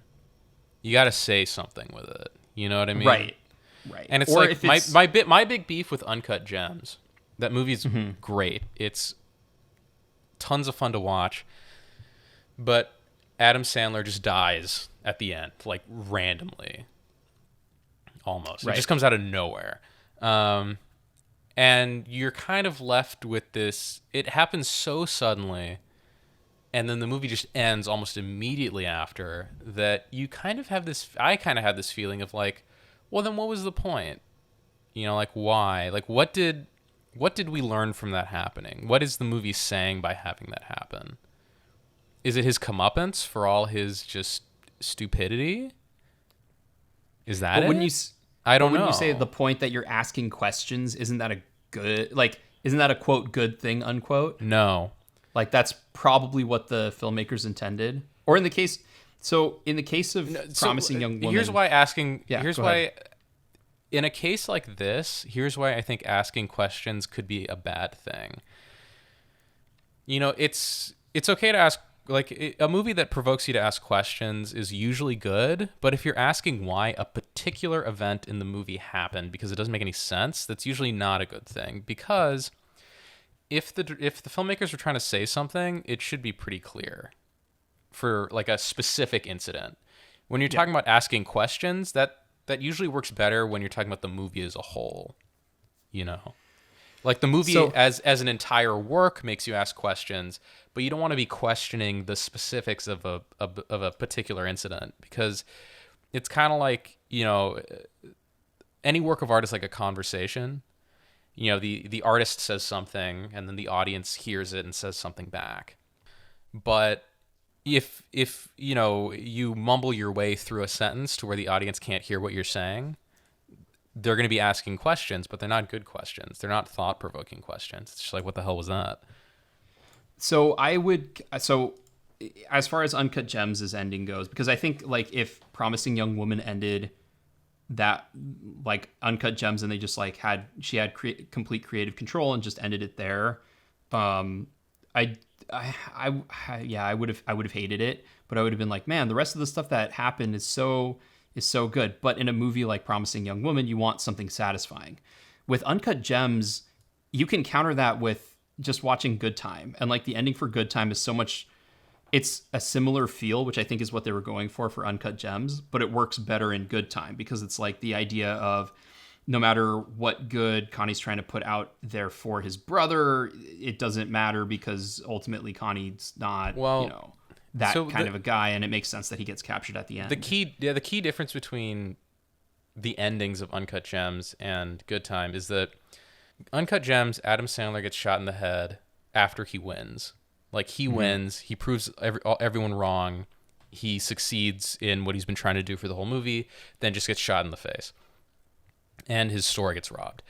And then the movie ends. That's it. With Good Time, it also ends sort of abruptly. It's a situation where Connie is continually trying to stretch his luck, and eventually he stretches it to the point where it breaks and he gets arrested. But that's not the end of the movie. Because even though his story ends at that point, he still has... It cuts to the brother, but also off screen, he still has one choice left to make. And when it cuts to the brother, we understand what choice he's made. We understand the transition he's had. You know, where it's like the whole movie, you're right, it's like this giant shaggy dog story where he's just continually pressing his luck. It is, in a way. He's trying to save his brother while also without having to sacrifice himself, right? That's his whole thing. He's trying to save his brother without sacrificing himself or compromising himself in any way. And it keeps just stretching his luck further and further and further until his luck runs out and he gets caught. But when he gets taken in, you know, he still has the opportunity to throw his brother under the bus or accept responsibility for everything so his brother can go free. Mm-hmm. And he makes the choice to say, no, I'm going to take the heat for everything that's happened so my brother can go. Yeah. And that's why that ending works, because he still has a choice to make, and he makes it. And you see the after effect of it. Well, so to that note, I mean, with Promising Young Woman, if it did end with just her dying and then the movie ended that way, I would have hated it, but I would have understood, because the life that she was leading to that point of being, you know, Ashton Kutcher, but like a poor man's version of Ashton Kutcher who lived at home. A promising young woman's version of Ashton Kutcher. Promising young prankster. It could only end in one way. She could only go so extreme, and then bad things would happen. And so, like, I think it would be one of those things where we would kind of like roll our eyes and be like, yep, but even, you know, the best laid plans, her as an individual versus like a group of people, there's no way she would have been able to get out alive. If she did kill everyone at the thing and light the whole cabin on fire and then just go crazy, I think I would have been okay with that as an ending. But I think like the ending that she ultimately, where she's just gonna like carve Nina's name into the dude's body, like the freaking girl with the dragon tattooing rapist on the one dude. I was like, yeah, that would have been good. But I think they wanted the sort of like the shock factor. But you're right. It does turn the movie into like a Shaggy Dog story. It's a Shaggy Dog movie, which is a category of movies that I'm not a fan of. And I mean, The Good Time is one of my favorites, and it's a Shaggy Dog story, but it works. You know, it just depends. Did we just coin a term? Did we just coin a genre of movies? Shaggy Dog movies? Well, there was already a genre of story, though. Yeah, I know. Well, I know there's Shaggy Dog stories, but most of those don't become movies unless they're French. I mean, like, hi, Breathless over there, just chilling. Guy kills a cop. Guy ends up dying by a cop's hands. What happens in the middle? Nothing. Yeah. Makes me want to puke indeed. Oh, did you want to still talk about Promising Young Woman? Yeah, just a couple of few quick things, because like we did talk a lot about the story, which I think that the individual moments of the movie are really good. I think Carey Mulligan has to do a lot of work to kind of create like a realistic enough quote unquote character, and also keep up with Bo Burnham's like off the cuff remarks and like reacting to them, which she kind of does okay in certain spots. My favorite being, awesome, I'm gonna go buy you a bicycle. That was my favorite line of his. Out of many, there were many great ones in there, but I think like she's really good because she has to balance like being, you know, a stone cold sociopath prankster with a stone cold prankster who has like the poker face of Matt Damon in Rounders, where he's just like staring at the camera trying to think of like if he has an STD or whatever. Matt Damon drop right there. But also, you know, she balances sort of like her breaking down and her own kind of coming back to normal life. And then when she like the obviously the Academy Award winning moment is when she's watching the phone video and she's like breaking down while she's watching it. And, you know, you can only imagine how bad the video is, which my mind went to horrible places. And I was like, oh my God, this is intense. But I think she handles all of the peaks and valleys she needs to really well. And she gives you a very good sense of who the character is and is consistent throughout the whole movie.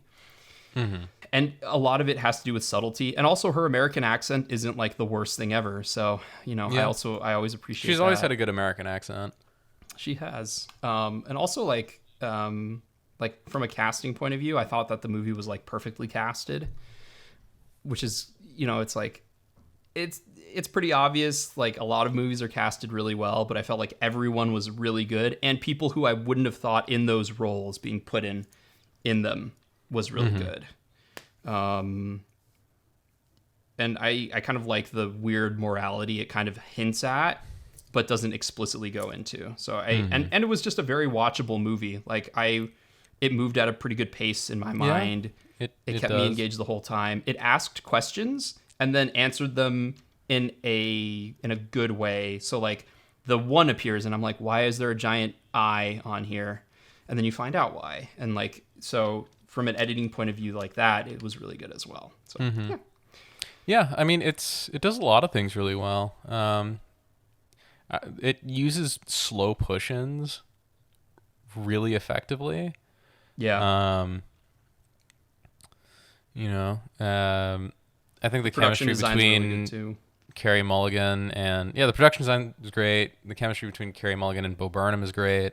Yeah. And it does, it definitely has like a point it's trying to make, and it states it very clearly and very loudly, which I appreciate. Yeah. From time to time. You appreciate it when it's done well. I appreciate it when it's done well. Yeah. Are there any movies on either of our lists that we hadn't talked about this year that we wanted to talk about? What's Happy Season? Happiest Season is the lesbian Christmas movie with Kristen Stewart and Mackenzie Davis. Yeah, don't know, don't care. It's on your top 10, so I'm assuming you liked it. It was more of an emotional, like, it's a very cliche movie. You can see all of the things coming as they're coming, but it's done well. It's like, it's really good execution to a concept that has a slight spin on it. It's holiday movie with a slight spin. I think the thing for me, because we're talking about the Academy Awards, is Possessor is so amazing. Yeah. And if I was the only voting member of the Academy, Best Picture, Possessor. Best Director, Brandon Cronenberg. Best Editing, Possessor. Best Cinematography, Possessor. Best Visual Effects, Possessor. It's just Best Production Design, Possessor. Like it would just boom, boom, boom, boom, boom down the line. Yeah. I mean, best use score of would be e-cigarettes. Yeah, best use of vapes, Possessor. Best Supporting Actress, Andrea Riseborough. Best Supporting? Because she's not really in much of the movie. I guess not. Best Actress, Elizabeth Moss for The Invisible Man. Yeah. But yeah, it's just like Possessor is so good. And 2020, there's a lot of movies that are like good but not amazing, or they do like some things well, but they don't do other things as well, or they're not like shining examples of technical and artistic achievement in any particular area.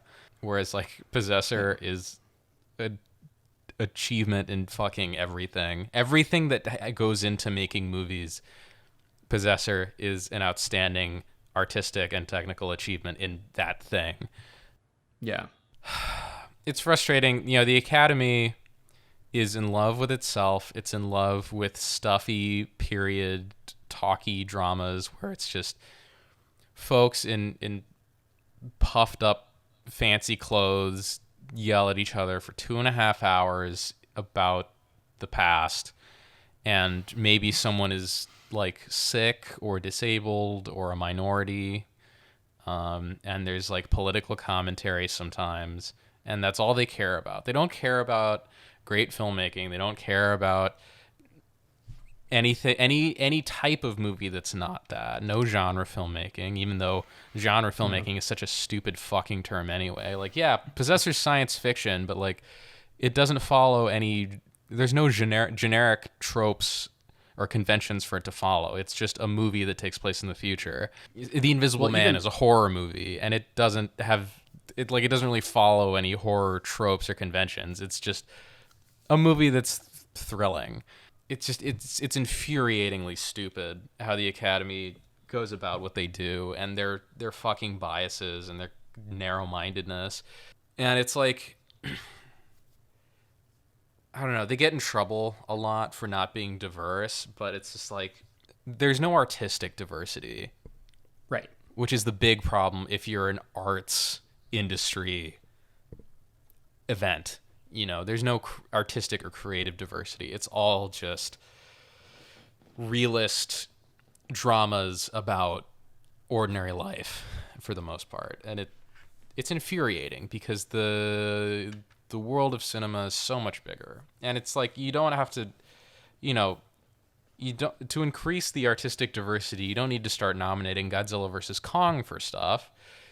You just need to find the really good shit that's out there. That's not your period piece drama about people who are old and out of touch and younger people who are not so old and out of touch and the conflicts they have, and someone has Alzheimer's and another one is in the closet, and it's on the eve of World War II, and there's a lot of irony because World War II is about to happen, but they don't know it yet, and it's like, fuck, who the fuck cares about all of this? Who cares about Mank? Fuck Mank. Fuck the King's Speech. Fuck all that.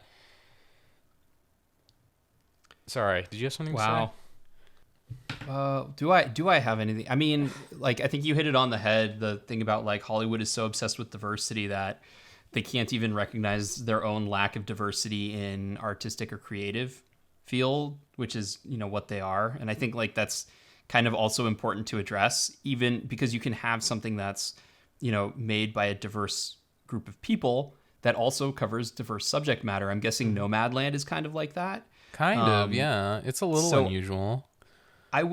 My thing about the Academy is, how much do you think they're going to overcorrect, since Parasite, which probably had no business being there in the typical Academy structure, except that it was about, except that it's amazing. Modern day.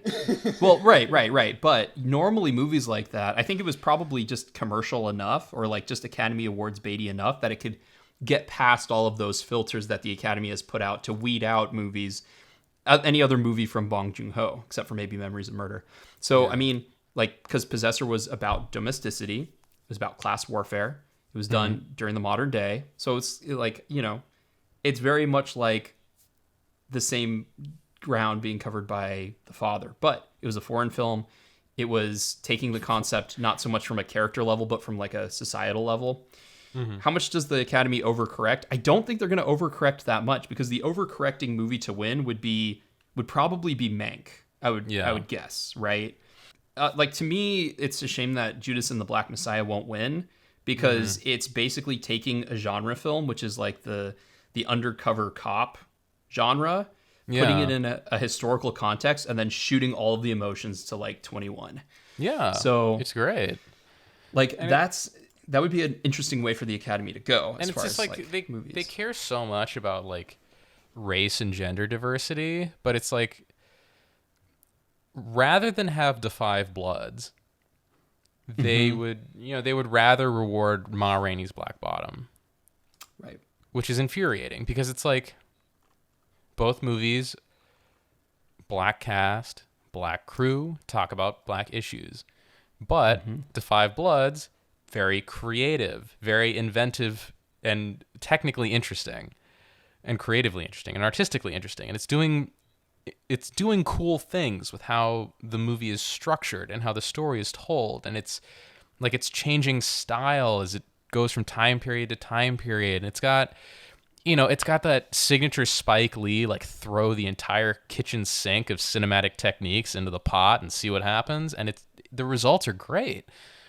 But no, they would rather reward black people in just a boring, awards bait, typical Academy movie. And that's what pisses me off. It's like, it doesn't matter who's in front of the camera or behind it. The same movies are getting nominated. The same movies are winning.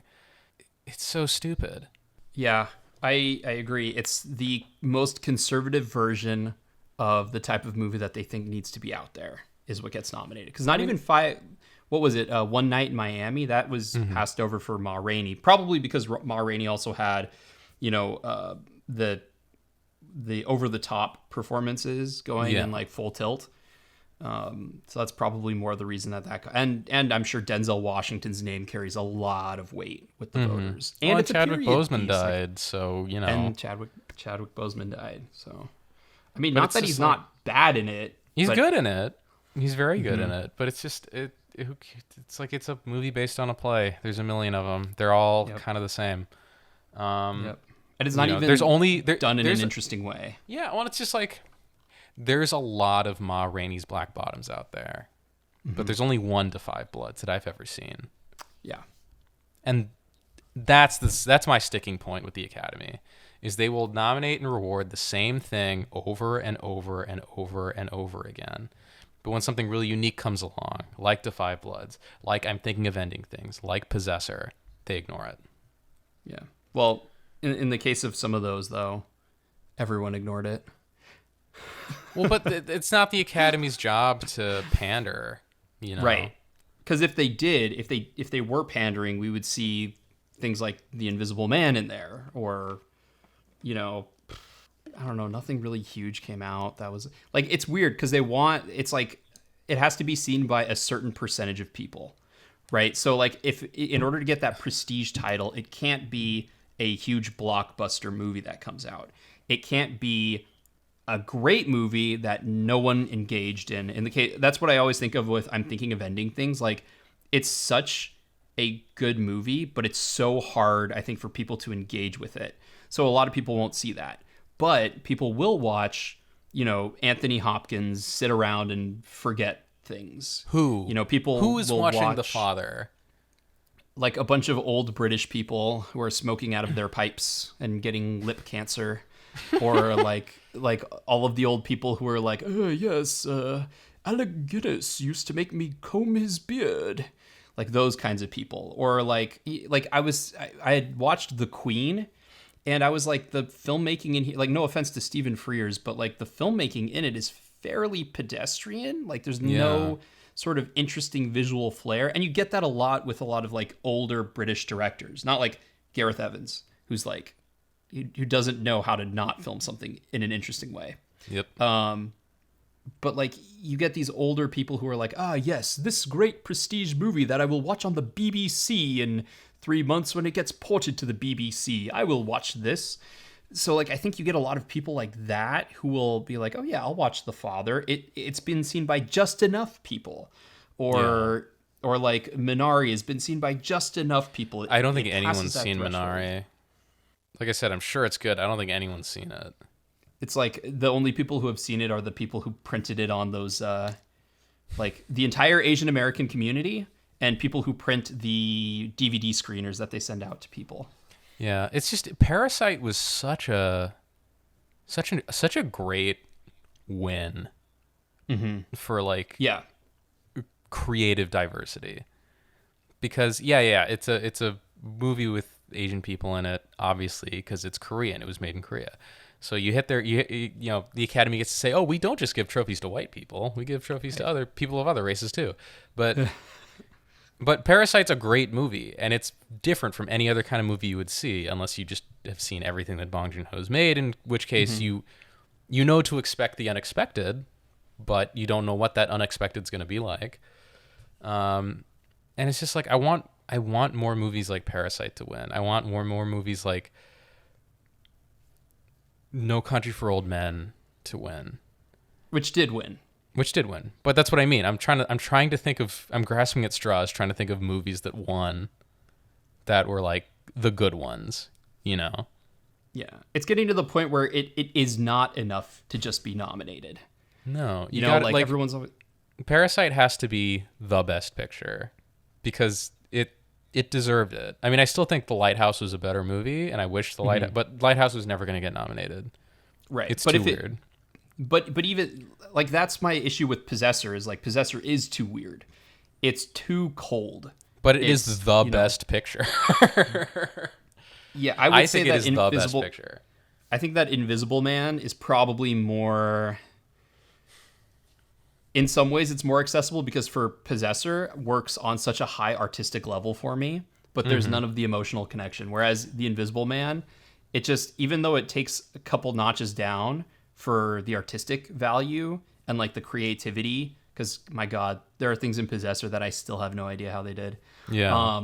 But like Invisible Man would be like, that would be a perfect Best Picture winner. Well, no, it wouldn't. I think Judas and the Black Messiah should win this year. But in any other year, Invisible Man would take, well, except for last year. So 2 years ago, when Green Book won, Invisible Man should have won, or it should have been shortlisted. It definitely should have been nominated, and it definitely should be winning more than it is, both box office wise, Academy Award nominees wise, everything like that. Elizabeth Moss deserves so much more credit. Lee Wannell deserves all of the praise for how he did not only like balancing emotional value versus theatricality, but also coming up with creative ways to portray the invisibility of what's going on. And it's like one of those movies that I wish I had seen it in theaters, because watching that in perfect surround sound where you're not sure where the sound is coming from because the visual information isn't giving anything away. Like, put it on there. We need more diversity. We don't always need personal stories for Best Picture winners. We need some exciting stories. We need some engaging, some spectacular stories. In any other year, I would have, if Tenet were just a little bit better, I would have loved to see it on the Best Picture list. I don't think it's quite good enough, if the Academy wants to be an insider circle jerk, which is what they are, then they can give Best Picture to Spotlight every year, which is kind of what they do. If they could do that, give Spotlight Best Picture every single year, I'm sure they would. They would just like, oh, Spotlight won this year. Next year, it'll be Spotlight with a slightly diverse cast. The year after that, it'll be a Spotlight with some diversity behind the camera. But it's always going to be Spotlight. And it's just like, if you want to be an industry circle jerk, then that's fine. You can do that. But then that's all you're going to be, is an industry circle jerk. You can't pretend to be the vanguard of artistic excellence when you're not, when you don't try to be. Right.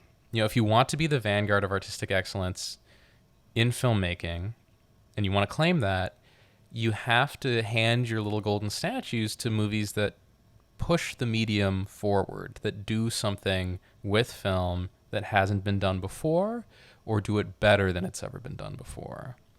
You have to do the movies that are weird and inaccessible, because they may be weird and inaccessible right now, but a lot of the times those are the movies that set the tone. 20 years from now, you're going to have filmmakers who watch them, and then that's going to be the vernacular of filmmaking. So like no one is making movies right now thinking to themselves, wow, I really loved Harry and Tonto. Harry and Tonto made me want to make movies. How green was my valley? I'm really so glad that won Best Picture. Yeah, that really cool editing technique that I used that was really effective in this acclaimed movie that I just made. I got that from Harry and Tonto. I got it from How Green Was My Valley. Like that's never gonna fucking happen, right? You know what movies inspire people? You know what movies get remembered? You know what movies like create the best movies of tomorrow? It's Eraserhead, It's fucking it's Blue Velvet. It's The Magic Mountain. It's El Topo. It's Once Upon a Time in America. It's The Lighthouse. It's Parasite. It's Possessor. So I agree with you. I agree that the Academy needs to look in the future, and not the future of the two popes, but done like a Jason Bourne movie. It's always going to be my go-to for like the worst type of Academy Award bait. It's just like, these seem like divergent ideas. Let's put them together. Like, that can work sometimes, but I don't think the two popes is where you want to try it. Or with like Les Miserables, where it's like, and this over the top like rock opera musical from the 80s, let's shoot it like it's freaking Saving Private Ryan. I know. You know what? The Bourne Identity is one of those movies that pushed the medium forward. Like, that's a movie that should have gotten awards for, setting a template for how filmmaking is done. Doug Liman, man. Fucking Doug Liman. He's just a crazy person who's impossible to work with, but he does good stuff. There's no arguing with that. I guess. What's that Daisy Ridley Tom Holland movie that just came out that no one wants to see? Looks so bad. It looks so bad. He's either like amazing and ahead of the curve, like The Bourne Identity, I guess Swingers. Well, yeah, I'd say Swingers. And Edge of Tomorrow, like probably his three best, and then the rest of it is like Mr. and Mrs. Smith, which I haven't seen, so I shouldn't accuse. It's Looper. whatever. Looper is so bad, but it's so good. I can't explain it. It's so bad. It shouldn't, like, yeah, it gets all the shit it deserves, but my God, I enjoyed the shit out of that movie when I was watching it. But yeah, it is my garbage. Speaking of movies that push the medium forward as well, like, what about everything that Spike Lee has ever done and the Academy continually ignores him in spite of, like, this whole, like, Academy too white, gotta put more, racial and ethnic minorities in there. They still want to pretend Spike Lee doesn't exist, which is just baffling to me. His most conservative movie was probably Inside Man, and I think that got nominated for everything. And then he started going wonky again. And then he did Black Klansman, which was like, I think it was probably just right movie at the right time. I haven't seen it. Have you seen Black Klansman? I've seen bits of it. Is it like, it seems like it's good. I mean, what I've seen is good. It's a lot more conventional, movie. yeah. Yeah, and so like that's what the Academy wants. They don't want like a guy and his daughter smiling awkwardly on a freaking dolly as the dolly's moving away from a door. They don't want Malcolm X, which is a fucking masterpiece. Oh my god, I haven't watched it yet. I know I need to get to it. It's so good. I know it's so good. It's one of those things like I need to stop overthinking some of my movie choices. Like that's why I was able to finally watch Promising Young Woman, and there was another one I had watched recently, and like The Trial of the Chicago 7. Like I was like, all right, just put it on. Wait, but what was the question you wanted to ask? Yeah, where is the line between too experimental? Because I think the Academy is looking for like the good line between like this is state of the art. Okay, the line between too far future, state of the art, decently conservative to conservative. The Academy is still in the decently conservative to too conservative. They need to be in the state of the art, but I think the big fear is that they're going to nominate something that's just like way too far out there, way too inaccessible to They're not going to nominate, Stan Brakhage, and they never will, cuz it's just not even they want to watch like just 15 minutes of painted celluloid. Like I didn't know who it was, and then I was like, "Wait, is he the guy who put like dead bugs on film frame and then ran it through a camera to see what it would look like?" Mm-hmm. Yep. Okay. Yeah. Like Stan Brakhage is never getting nominated for Best Picture. Was it Kenneth Anger's never getting a Best Picture nomination? Maya Lin's never getting a Best Picture nomination, but like that's because their movies are short, too short usually, and two, they're just a lot of the time they're visual experiments. They don't have like a coherent narrative or anything. Mm-hmm. So it's like, I think the line is like purely experimental is the line. Like, don't nominate anything that's like that. But if it's got, a story or something, but does it in an interesting way or that's like effective and eye-catching, nominate that, Or even if it's just like a big genre movie that's just really, really, really good, like Lord of the Rings or Mad Max Fury Road. I mean, neither of those movies are particularly avant-garde, except, Lord of the Rings maybe a little bit, but Lord of the Rings dips into it a little bit. And so Lord of the Rings, Fury Road. Well, actually, Lord of the Rings was avant-garde for its time. Because it's kind of a Bourne Identity type movie where like everything after, like it created a lot of cinematic ideas that were then ripped off by other movies. So in that sense, it actually did push the medium forward. Whereas like Mad Max Fury Road, I think, is a perfect example of a movie that it's not doing anything radically new, but it does everything that we take for granted perfectly. And it's also interesting because it's such like a bombastic movie, and yet there's still a lot of subtlety that's just completely missed all the time by people. All the time. So I think that's funny because people are like, oh, how did Mad Max Fury Road get nominated? It's like, well, you know what? Avatar from James Cameron was nominated, and that's like that has no like subtlety at all. It is. Mad Max Fury Road is one of the best movies ever made, so it should be nominated. What it was nominated. What won that year? That was Spotlight. Oh my god! I will forever hate Spotlight and refuse to watch it for that reason and that reason alone. I've come around that year, and we talk about sort of like over the top acting always winning. Over the top camera work also always wins, which is why The Revenant won, but really Mad Max Fury Road should have won because it was all camera work in service. Of course, this becomes a freaking rant about Mad Max Fury Road. It is under the wheels. It is under the wheels. And like, again, it's probably like if you ever want to watch just like a perfect modern movie, throw on Mad Max Fury Road because the camera work is excellent. The editing is excellent. All of the performances are pretty much pitch perfect. I'm trying to think if there's anyone that isn't. The production design's amazing. The sound design is amazing. The visual effects.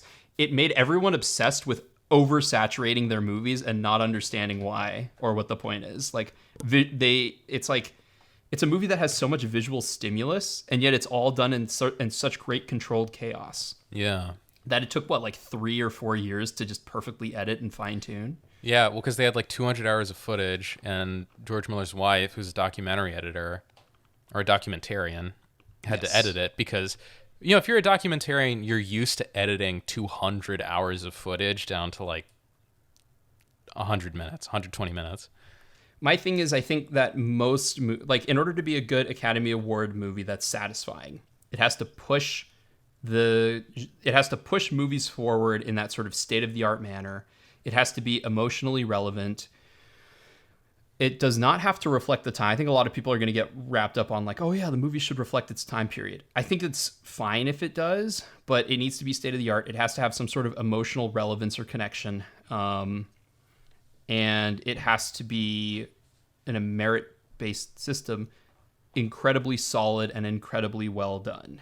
Yeah. And I think the Academy overemphasizes the emotional aspect to the degree that it takes away from the other thing. Like, I'm never watching It's the Out of emotional Africa. aspect and the political and social relevance aspect. I don't even know about that, because as far as nominations are concerned, I agree. But as far as wins, I think that a lot of the time they would rather bend the knee to whatever is the most conservative, but seems like it would service the most amount of people to satisfy them, which is how you get Green Book. How do you explain as a winner. Crash or Green Book? Right. That's what I mean by bend the knee to, like, Crash was, they didn't want to have the gay movie win, so they had to have the racist movie win. And it's not even like, and it's like the racist movie starring Sandra Bullock and Brendan Fraser. Well, and I guess when I say like political and socially relevant, I like put air quotes around that because it's like political and socially relevant, like the dumb version of that. Right. It's the after school special. Everything's gonna be fine in the world if we, the clip, like, and they wished all of the racism away. Oh, but not all of it, because Ryan Phillippe is racist because he shoots a guy because he thinks he's reaching for a gun and he's black. Oh, okay, Crash. That's a no-no. All right, Crash. If we get rid of all the racist people, then racism won't exist because we don't live in a society. And racism is logical, makes sense, and can be easily gotten rid of. See that's the all most, of these movies here. Infuriating part. It's like bigotry is a logical and sensible thing, and if you can counter logic it, it'll go away. It's like I don't think that's how it works. I'm pretty sure racism is emotional. But whatever, Academy. You know what's best. I wish I understood racism better. See all of Spike Lee's filmography if you want to understand racism. Reasons why they won't let him into the Academy. It's like, because his speeches don't conform to any. When Spike Lee won and he was giving that speech, I had no idea what he was talking about. His Academy Award winning speech. Yeah. That was done in in verse. It was very Spike Lee. It's very Spike Lee. He's awesome. Are we all talked out from the Academy? Can't wait till April 26th so we don't have to think about this anymore. Well, I'm not going to think about it. I only thought about it right now because we're doing this show and I thought it would be fun. I'm never going to think about it until next year. Because I feel like bitching about the Academy is is kind of a tradition with us. So I like to keep that up. I appreciate it too. I feel like my perspective of it changes. I get more radicalized, but also I try to look at why does this keep happening? Why are all of the measures that the Academy are going through, why will none of them really work and really fix it? I will say I am the kind of person who does get upset when the Academy Award nominations come out, and for Best Picture there's nothing that's like a popular movie that came out, because it then makes it seem like working on popular movies is not emotionally gratifying. And maybe it's not. Maybe being able to control a budget of $120 million and turn it into some sort of coherent piece of media isn't a skill that's good to have. It's a good financial skill, but it's not a good artistic skill. And even when we see the artists who get that budget to kind of put it up, there's only a handful that do it extremely well every time. Yeah. Like, you know, Christopher Nolan. But I feel like it's sad that that's not encouraged as a sign of being a good artist. And I think like when I go and I see that all of the Academy Award movies are movies that no one's going to see, and then they're going to see the movies and be like, I hated this. This is awful. This made no sense. Why is it so long? Why are the camera moves so slow? They don't even know what camera moves are. Why is it so boring? It's like, yeah, Academy kind of missed the mark again. They don't understand that sometimes a good movie is a movie that's just really engaging and not necessarily, you know, I apologize if you really like The Father, because that's going to be our shit talk movie, even though we haven't seen it. It's so our we're two terrible. popes. It's this year's two popes. I feel like it's the King's Speech. And I also like the King's Speech. I feel like is a movie that is good in spite of Tom Hooper, not because of him. Yep. So maybe that's why I take so much like angst to it, because there's a lot of elements that work in spite of Tom Hooper being the director. Like, it's funny, but that's kind of it. I like the like all the scenes with Jeffrey Rush are great. A lot of the scenes with Colin Firth are really well done. When the two of them are together, it's, you know, really good. There's a couple of moments that are nailed really well, like the time he has to give that first speech and Jeffrey Rush is in there and they're doing all of the like things. Like, that is good direction. But it's also probably written into the script. Like, I don't know how, you know. I don't know. I digress. I guess my octopus teacher is going to win the Academy Award for Best Documentary. It's just in front of me, and I feel like I should see that movie. But for some reason, when you said my octopus teacher, I thought of that video game Aquadad or Octodad. It's like, oh, Octodad's going to win an Academy Award. That's pretty cool. See, that's the Academy pushing the state forward. State of the art, indeed. That's to be honest, that's also what I think of every time I see my octopus teacher. I just think of like the CG Octodad. I was like, it's a documentary. I thought it was some sort of like weird Japanese like hentai. Anyway, yeah. So, where can you find all of your reviews and stuff? Underthewheels.com. Nice. We apologize for the placement of the ads on the website. We're trying to work that out, but all the content is still great. Underthewheels.com. Like us on Facebook. Follow us on Twitter. The podcast is available on whatever you're listening. God, I get my prepositions all mixed up every time I say this. Whatever you're listening to this on right now, the podcast is available there. It's also available on Apple Podcasts, YouTube, and Stitcher. Please leave a review, comment, like something. You know, if you think what we're doing is good, spread the word, tell people about it. If you think what we're doing is not so good, tell us what you'd like to see us do different. We're always open to that kind of thing. We are open to constructive criticism. If it's just like, your website is stupid. Like, well, we're working on it, man. So are you. If we didn't know that, we wouldn't be working on it. Under the work in progress wheels. See, unlike that guy from Mank, we know what our website is, but we're trying to fix it. Ooh.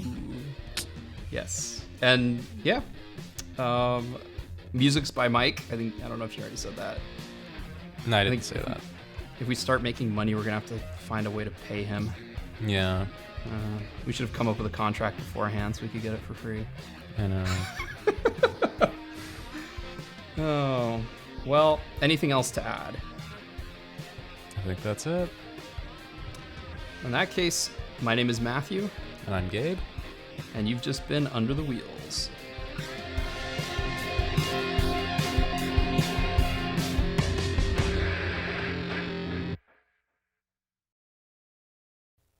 I can't wait for like someone to win their Oscar and give like just the cringiest, preachy political speech. Like better than Frances McDormand's speech when she was like, "We should have whatever that was that she was talking about." When she won for 3 Billboards. Do you remember what did she say? I don't remember. What was it? God.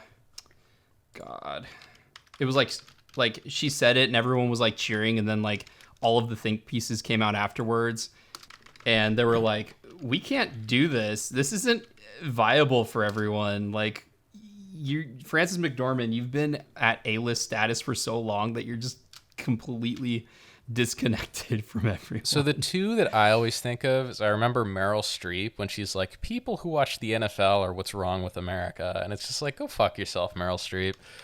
Out of all of the people. I know. And then the one where Joaquin Phoenix is like railing against the evils of milk or something.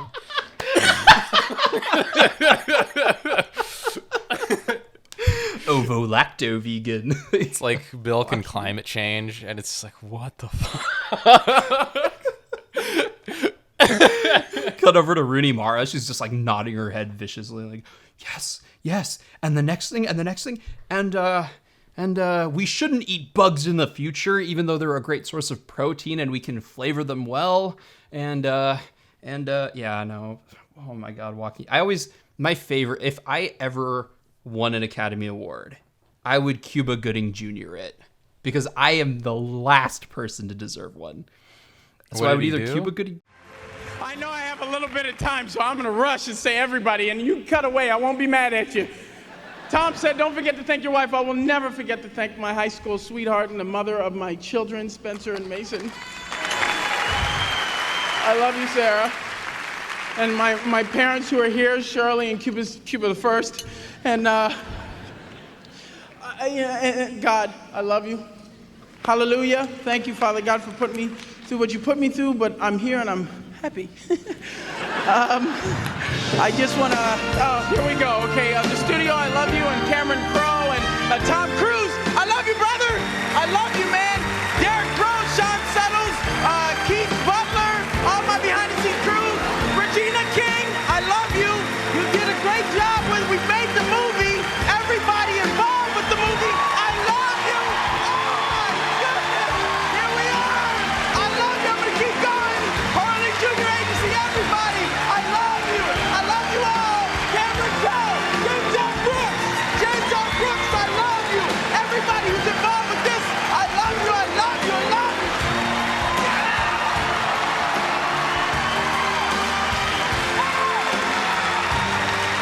Everybody involved.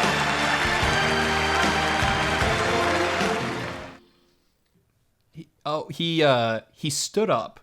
He jumped out of his seat. He ran onto the stage. He was like jumping. He was the happiest person in the world. He started talking and talking and talking. The music came on. He started shouting louder and louder, threw the microphone away. They had to escort him off because he was like, he was so freaking happy to win. Like, I think it was, it was almost like when Olivia Colman stole it from Glenn Close a couple of years ago for The Favorite. I think it was like a similar situation. The other one would be like the Bong Joon-ho, where he comes up and he's like, I ran out of things to say.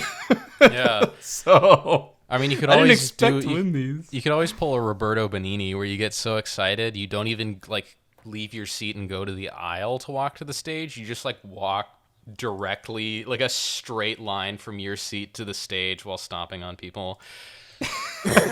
God, that was, oh my God. For your movie about how the Holocaust was funny.